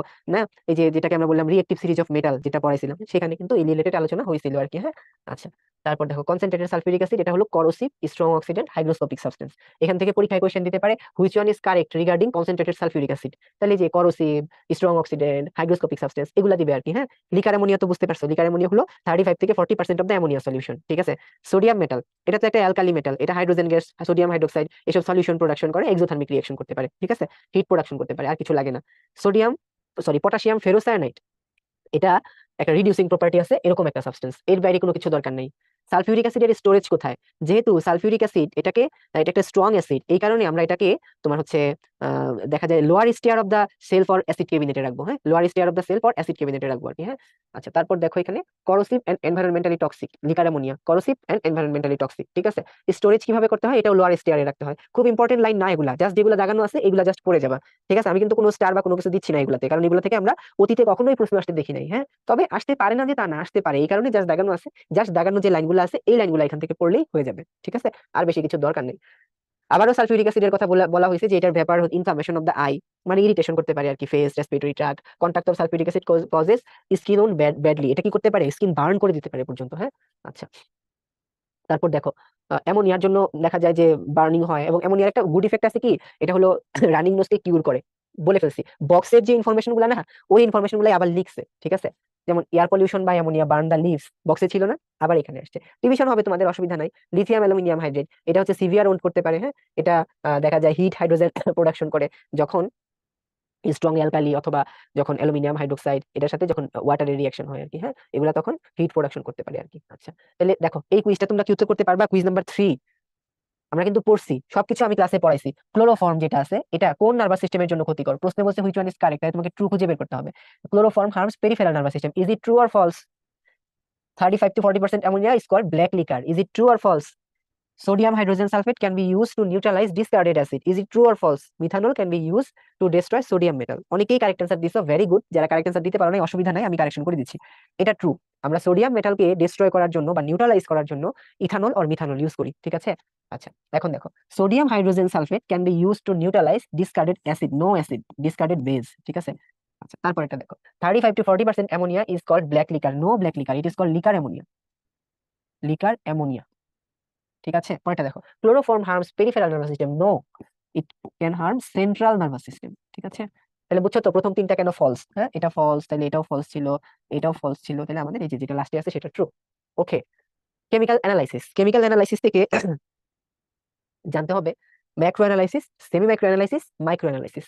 এই তিনটা থেকে পড়বা কি, এই তিনটার দেখবা বেসিক ডিফারেন্স দেওয়া আছে, ডিফারেন্সটা পড়লেই হয়ে যায়, ডিফারেন্সটা পড়লেই হয়ে যায়। পরীক্ষায় ইউজুয়ালি কোশ্চেন আসে হচ্ছে how much amount of substance or chemical substance is used in micro analysis, in macro analysis, semi macro analysis, এই টাইপের কোশ্চেন দেয়, হ্যাঁ। তাহলে ভলিউমটা জানতে হবে, অ্যামাউন্টটা জানতে হবে, ঠিক আছে, ভলিউম জানতে হবে, অ্যামাউন্ট জানতে হবে, সবকিছু স্কিপ করে আমি চলে যাচ্ছি হচ্ছে এই সেই ডিফারেন্সেস, এই ডিফারেন্সেস পড়তে হবে। রেড মার্ক করা আছে বইতে, তোমরা দেখবা এই যে সব ডিফারেন্সেস এখান থেকে পড়তে হবে। চলো দেখি ম্যাক্রো অ্যানালাইসিস। এটা হলো up to 2 gram, 0.5 gram to 2 gram sample use করা যায়। সেমি ম্যাক্রোতে কতটুকু ইউজ করতে পারবো? 50 to 200। ঠিক আছে, 50 to 200। এটা কি গ্রাম নাকি মিলিগ্রাম? Milligram, milligram. ঠিক আছে, মিলিগ্রাম। ইজি তো মনে রাখার জন্য। প্রথমে হচ্ছে ম্যাক্রো, তারপরে হলো সেমি মাইক্রো, এবং সবচেয়ে যেটা একদম সফিস্টিকেটেড বা যেটা সবচেয়ে সূক্ষ্ম মাপ নেয় সেটা হলো মাইক্রো আর কি। হ্যাঁ, আচ্ছা, সবচেয়ে এনভায়রনমেন্ট ফ্রেন্ডলি হচ্ছে মাইক্রো, কারণ এখানে অনেক কম অ্যামাউন্টের সাবস্টেন্স নেওয়া হয়, কাজে ওয়েস্ট প্রোডাক্ট হওয়ার সম্ভাবনাও কি সবচেয়ে কম আর কি মাইক্রোতে। হ্যাঁ, আচ্ছা, তারপর দেখি আমরা, চলো। তাহলে ভলিউম কত? Volume of the solution in case of macro is 20 ml to 30 ml, আর সেমি ম্যাক্রোতে হলো 2 ml to 14 ml, 2 ml to 14 ml। ঠিক আছে। লিকুইড মেজারমেন্ট অ্যাপারেটাস, এখানে হচ্ছে মেজারিং সিলিন্ডার ইউজ করা হয়। Semi micro tube, capillary tube. ঠিক আছে। হাইড্রোজেন সালফাইড প্রোডাকশন হয় সেটা কিপস অ্যাপারেটাসের মধ্যে। আর এখানে সেমি মাইক্রোতে হাইড্রোজেন সালফাইড হয় না, তবে এটার অল্টারনেটিভ হিসেবে থায়োঅ্যাসিটামাইড নামের আরেকটা সাবস্টেন্স এখানে প্রোডাকশন হয়, থায়োঅ্যাসিটামাইড। ঠিক আছে। ইফেক্ট অফ দ্য এনভায়রনমেন্ট, এটা হার্মফুল টু এনভায়রনমেন্ট, এটা less harmful to environment comparison to macro analysis. ঠিক আছে। এবার দেখো time of experiment, more time is required, যেহেতু এটা সাইজে বড়, স্যাম্পল বেশি, কাজে এখানে টাইমটাও বেশি লাগে আর কি। ঠিক আছে। আর সেমি ম্যাক্রোতে দেখা যায় লেস টাইম ইজ রিকোয়ার্ড। ঠিক আছে, লেস টাইম ইজ রিকোয়ার্ড। ওকে, আচ্ছা। এখন তাহলে দেখো পরীক্ষা কোশ্চেন কিভাবে আসবে। পরীক্ষা কোশ্চেন সরাসরি আসতে পারে, how much amount of sample is used in case of macro analysis process, or how much amount of sample is used in case of semi macro analysis, এভাবে দিবে। অথবা ভলিউম দিয়ে দিতে পারে, অথবা তোমার বলতে পারে which apparatus is used to measure liquid substance in case of macro analysis, তখন তোমাকে বলতে হবে মেজারিং সিলিন্ডার। ঠিক আছে। আবার তোমাকে বলতে পারে which measuring substance is used to measure liquid substance in semi macro analysis, answer should be semi macro capillary tube. ঠিক আছে। And hydrogen sulfide is produced in macroanalysis, but it is not produced in semi-macroanalysis. But alternative to hydrogen sulfide, it is replaced by thioacetamide, thioacetamide। ঠিক আছে। আচ্ছা, তারপর দেখো এনভায়রনমেন্টের উপর effect জানো তোমরা, টাইম অফ দ্য এক্সপেরিমেন্টও জানো। এখন আসো সেমি মাইক্রো আর মাইক্রোতে কত। সেমি মাইক্রো তো তোমরা জানছো তাই না, একটু আগে জানছি আমরা, মাত্র জেনে আসলাম 50 মিলিগ্রাম থেকে 200 মিলিগ্রাম স্যাম্পল পর্যন্ত ইউজ করা যায়। ওকে, কিন্তু মাইক্রোতে আমরা 5 মিলিগ্রাম থেকে 20 মিলিগ্রাম পর্যন্ত ইউজ করতে পারবো। ঠিক আছে। এটা 2 to 4 ml, তাহলে এটাতে আমরা ইউজ করতে পারবো 0.2 to 1 ml। ঠিক আছে।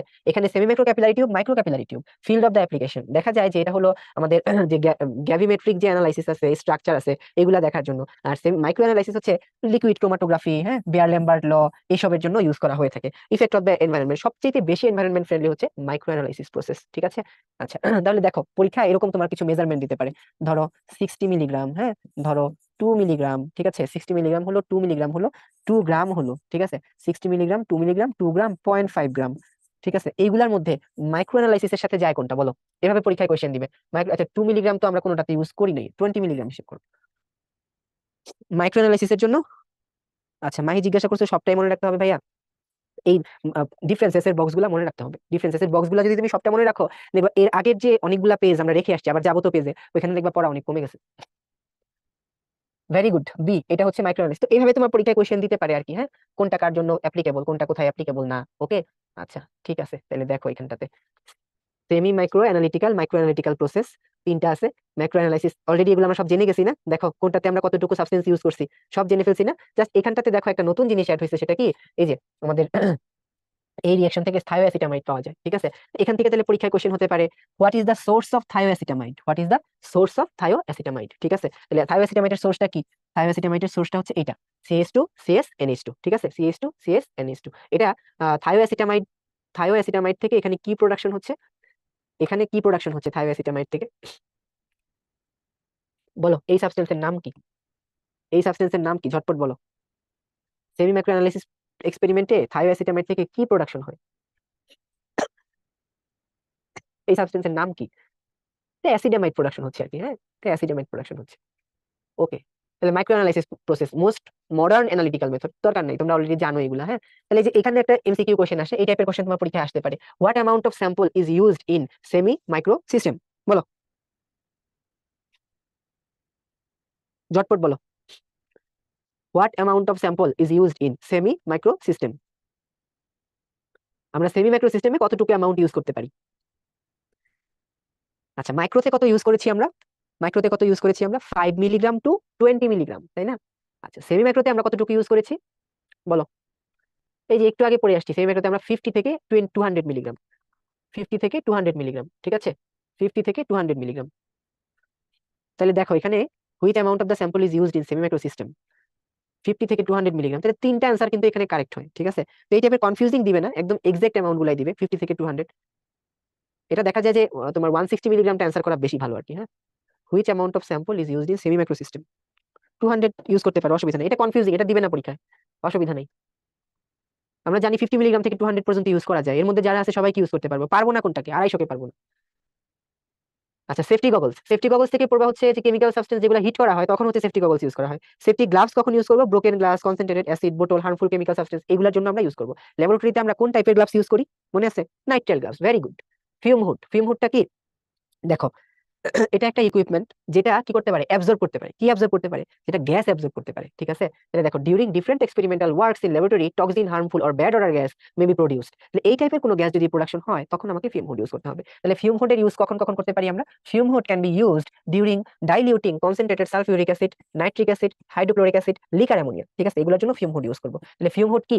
আমাদের যে নক্সাস গ্যাসিয়াস পার্টিকেলস যেগুলো আছে এগুলাকে ল্যাবরেটরি থেকে রিমুভ করার জন্য আমরা ফিউম হুড ইউজ করি, ঠিক আছে? ওকে, তাহলে দেখো একটা কোয়েশ্চেন আসছে যে তোমার which one is the source of hydrogen sulphide in semi micro process. Semi micro প্রসেসে হাইড্রোজেন সালফাইডের সোর্স কি? আমরা জানি অপশন ডি। দিব না, কুইজ মাত্র শিখে আসছি আমরা। হ্যাঁ, ওকে, এটাকে কি বলি আমরা? থায়োঅ্যাসিটামাইড। এটা থেকে আলটিমেটলি হাইড্রোজেন সালফাইডটা প্রোডাকশন হয়। আচ্ছা, ফ্লেমেবল সাবস্টেন্স। ফ্লেমেবল সাবস্টেন্সকে যখন ইউজ করবো কি আমাদের কম প্রোটেকশন নিতে হবে? একই রকম জেনারেল প্রোটেকশন যেটা আছে, হোয়াইট কোট পড়তে হবে, মানে ল্যাব কোট পড়তে হবে, মাস্ক ইউজ করতে হবে, গগলস পড়তে হবে, গ্লাভস ইউজ করতে হবে, এইটুকুই। হ্যাঁ, আচ্ছা, অর্গানিক সলভেন্ট যেমন ইথার, পেট্রোলিয়াম, বেনজিন, মিথানল, এইগুলাকে ডিরেক্টলি হিট করা যাবে না। এদের ব্যাপার হচ্ছে ফায়ার প্রোডাকশন করতে পারে আর কি। এই কারণে ডিরেক্টলি হিট প্রোডাকশন না করে এদেরকে water bath, oil bath, heating mantle এইসবের হেল্প নিয়ে হিট দিতে হবে আর কি। হ্যাঁ, তাহলে পরীক্ষা এইভাবে কোয়েশ্চেন দিতে পারে, heating mantle is used for heating of the which substance. তাহলে এখানে এই যে অর্গানিক সাবস্টেন্স যেগুলো আছে এগুলোর কথা বলতে হবে আর কি, ঠিক আছে? এগুলোর কথা তখন বলতে হবে। ওকে, আচ্ছা, তারপর দেখো যদি ফায়ারিং হয় তখন কি করতে হবে? ফায়ার এক্সটিংগুইশার চাপতে হবে। আচ্ছা, ধরো কোনো মানুষের বডিতে ফায়ার হইলো। হ্যাঁ, ধরো মানুষের বডিতে ফায়ার হইলো, তখন কি করতে হবে? ফায়ার এক্সটিংগুইশার দিবা। ফায়ার এক্সটিংগুইশারে কি থাকে? কার্বন ডাইঅক্সাইড থাকে না? তাহলে মানুষের বডির উপরে কখনো কার্বন ডাইঅক্সাইড গ্যাসের স্প্রে করা যাবে না। তাহলে কি করতে হবে এখানে? এখানে এই যে ফায়ার এক্সটিংগুইশিং ব্ল্যাঙ্কেট থাকে মানুষের বডিতে, হিউম্যান বডিতে যখন কোনো কারণে যদি আগুন লেগে যায়, হ্যাঁ, যদি ফায়ারিং হয় তখন ওই ব্ল্যাঙ্কেটটা দিয়ে তাকে পেঁচাই দিতে হবে আর কি, রোল করে দিতে হবে। এটা একটু খেয়াল রাখো। আচ্ছা, এবারে আসি আমরা ফার্স্ট এইড বক্সে কি কি কম্পোনেন্ট থাকে। আমরা কিন্তু একদম লাস্টে চলে আসছি ক্লাসে, বেশি বাকি নাই। ফার্স্ট এইড বক্সে কি কি থাকে? ডেটল থাকে, রাবিং অ্যালকোহল। রাবিং অ্যালকোহল মানে হচ্ছে 70% আইসোপ্রোপাইল অ্যালকোহল, বার্নল ক্রিম, এসব থাকতে হবে আর কি। হ্যাঁ, আচ্ছা, তাহলে এখন দেখি আমরা একই জিনিস। বার্নের জন্য আমরা কি ইউজ করব? দেখো, আইতে যদি আমাদের কোনো কারণে কখনো তোমার কোনো অ্যালকালি সলিউশন পড়ে যায় তখন আমরা এখানে বোরিক অ্যাসিড ইউজ করতে পারি। কোন অ্যাসিড ইউজ করবো আমরা এখানে? বোরিক অ্যাসিড ইউজ করবো। কোন অ্যাসিড ইউজ করবো? Boric acid. পার্সেন্টেজ দরকার নাই, বোরিক অ্যাসিড ইউজ করবো। আচ্ছা, মাহি জিজ্ঞাসা করছো ক্রোমাটোগ্রাফি পড়তে হবে কিনা। ক্লাসে যতটুকু বলছি ততটুকুই এনাফ। অ্যাসিড কন্ট্যাক্টে আসলে 5% সোডিয়াম বাইকার্বনেট ইউজ করতে হয়, এটা তো তোমরা জানো, এটা অলরেডি আগে শিখে আসছি। এবং এটা কিন্তু অতীতে মেডিকেল ভর্তি পরীক্ষায় আসছে, 5% সোডিয়াম বাইকার্বনেট অ্যাপ্লাই করতে হয়। আর এই বোরিক অ্যাসিড, এটার পার্সেন্টেজটা লাগবে না, এই পার্সেন্টেজটা 1% পড়বা না। হ্যাঁ, এই পার্সেন্টেজটা 1% পড়বা না, শুধু বোরিক অ্যাসিড পড়বা, এটা 1% দরকার নেই।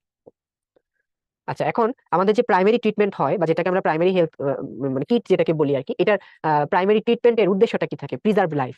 আমরা এই যে যেটাকে প্রাইমারি ট্রিটমেন্ট বলি, ধরো এটা বলে কি, যখন তোমার কোনো ইনজুরি হলো উইদিন 1 মিনিটের মধ্যে আমি তোমাকে যে ট্রিটমেন্টটা দিতে পারবো এটা হলো প্রাইমারি ট্রিটমেন্ট। উইদিন 1 মিনিটের মধ্যে আমি তোমাকে অ্যাভেলেবল ট্রিটমেন্ট দিয়ে কখনো সম্পূর্ণ সুস্থ করে তুলতে পারবো না, বাট লাইফটাকে সেভিং করতে পারবো। এই কারণে এটাকে বলা হয় preserve life. Prevent further harm, further হার্মটাকে প্রিভেন্ট করতে পারবো। এবং প্রমোট রিকভারি, রিকভারিকে প্রমোট করতে পারবো, বাট 100% রিকভারি আমরা করতে পারবো না প্রাইমারিতে। হ্যাঁ, এটা একটু মনে রাখতে হবে। আচ্ছা, এবং এই স্লাইডের মধ্যে এখন যেটা আছে মেডিট্রিক্সের এই চ্যাপ্টারের মধ্যে অন্যতম অন্যতম ইম্পর্টেন্ট ইনফরমেশন গুলো এখানে আছে, সবাই এটা পড়বা। এবং এটা কিন্তু শুধু নাক স্যারের বই থেকে না, আমরা কিন্তু গুহ স্যার, কবি স্যার সহ আর অন্যান্য যে বইগুলো আছে ওই বইয়ের ইনফরমেশন গুলো কিন্তু এখানে দেওয়া ট্রাই করছি আর কি। তাহলে কোন কেমিক্যাল সাবস্টেন্স যদি বডি কন্ট্যাক্টে আসে তখন আমরা কি করবো? Oily fatty substance comes in contact, acetone দিব, ঠিক আছে? Harmful bacteria microscope, harmful bacteria যদি আসে ইথানল দিব, ঠিক আছে? বুলেট ক্লিন করার জন্য আমরা কি ইউজ করি? ক্রোমিক অ্যাসিড ইউজ করি। গোল্ড অর্নামেন্টের অক্সিডেশন করা হয় অ্যাকোয়ারিজিয়া দিয়ে। Remove of the dirt, dirt remove করার জন্য আমরা হাইড্রোজেন হাইড্রোফ্লোরিক অ্যাসিড ইউজ করে থাকি। হ্যাঁ, আচ্ছা, যদি স্টোমাকে অ্যালকালি এন্টার করে, ধরো কোনো কেউ আবেগে বিষ খাইতে গিয়ে কোনো করোসিভ সাবস্টেন্স বিষ খায় ফেললো, হ্যাঁ, খায় কিন্তু, ঠিক আছে, খায়। যেমন কেউ যদি টয়লেট ক্লিনার খায়, আমরা অনেক পেশেন্ট পাইছি যখন ইন্টার্নশিপ করছি, টয়লেট ক্লিনার খায় আসে, তাদের জন্য ট্রিটমেন্ট হিসেবে হচ্ছে ভিনেগার, লেমন জুস এবং 5% অ্যাসিটিক অ্যাসিড সলিউশন দেওয়া যেতে পারে তাদেরকে। হ্যাঁ, আচ্ছা, যদি অ্যাসিড যদি স্টোমাকে যায় তখন 2% সোডিয়াম বাইকার্বনেট দিব। একটা জিনিস খেয়াল করো, স্কিনে যদি আসে কত দেই? 5%, তাই না? আর যদি খায় ফেলে তখন কত দিব? তখন কত দিব? স্কিনে আসলে 5% সোডিয়াম বাইকার্বনেট দেয়, আর যদি খায় ফেলার পর আমরা 2% দিব, বেশি দেওয়া যাবে না। হ্যাঁ, কারণ স্টোমাকে গেলে বেশি দিনে ক্ষতি হতে পারে। অথবা সোপ সলিউশন দিতে পারি আমরা 5%। আচ্ছা, যদি আইতে যায় আমরা এই যে দেখো তোমাদেরকে 5% কথাটা কেটে দিছিলাম না, আমি বলছিলাম না কেটে দাও, যে 1% বোরিক অ্যাসিড, এটা অ্যাকচুয়ালি বাংলা ভার্সনের বই না, 5% আছে। আর মেডিকেল অ্যাডমিশন টেস্টের কোশ্চেনটা সাধারণত বাংলা ভার্সনের বই থেকেই হয়। হ্যাঁ, ওই কারণে যেখানে কেটে দিতে বলছি ওখানে কেটে দাও, এখানে কারেক্ট ইনফরমেশনটা লেখা আছে এটা পড়ো, অথবা তোমরা বইয়ে কারেকশন করে লিখে নাও, ঠিক আছে? এটা খুব important information, very very important. Acid গেলে কি দিব, বেস গেলে কি দিব। অ্যাসিডের জন্য 5% সোডিয়াম বাইকার্বনেট, এটা দিব অ্যাসিডের জন্য। আর বোরিক অ্যাসিড দিব হচ্ছে বেসের জন্য বা অ্যালকালির জন্য, অ্যালকালি। ঠিক আছে। Okay, if the skin gets in contact with alkali, skin যদি অ্যালকালির কন্ট্যাক্টে আসে 5% অ্যাসিড দিতে পারে। এটা গুহ স্যারের বইয়ের ইনফরমেশন, হ্যাঁ। আমরা হাজারি স্যারের ইনফরমেশন অনুযায়ী পড়ছি, এখানে বোরিক অ্যাসিড দেওয়া যায়। ঠিক আছে। আচ্ছা, তারপর দেখো skin acid on skin or hand. ঠিক আছে, স্কিন অর হ্যান্ডে অ্যাসিড পড়লে এই যে 5%, এগুলা প্রত্যেকটাই খুব important information. Good antidote for acid in fast aid, 5% sodium bicarbonate solution. Good antidote for alkali, এই যে দেখছো বলছি না, অন্য কোনো বইতে অনেক রকম আছে, পার্সেন্টেজ আসলে পড়াই লাগে না, জাস্ট তুমি বোরিক অ্যাসিডটা পড়লেই চলবে। এটা গুহ স্যার আবার 7% বলছে, পার্সেন্টেজ দরকার নেই, তুমি জাস্ট বোরিক অ্যাসিডটা মনে রাখো। ঠিক আছে। আজকে ক্লাস তো শেষ, তাহলে কি করতে হবে, পড়তে হবে যেখানে যেখানে পড়তে বললাম এতটুকু, এক্সট্রা সিলেবাস বলে বাদ দেওয়া যাবে না, আবার এক্সাজারেশন করে যেখানে দরকার নাই বেশি ইনফরমেশন পড়তে হবে না, যতটুকু বলছি পড়ো, তুমি তোমার ভর্তি পরীক্ষায় ইনশাআল্লাহ সব প্রশ্নই কমন পাবা। ঠিক আছে। আর অবশ্যই এক্সারসাইজ কোশ্চেন ব্যাংক সলভ করতে হবে। ঠিক আছে। ওকে, আল্লাহ হাফেজ সবাইকে।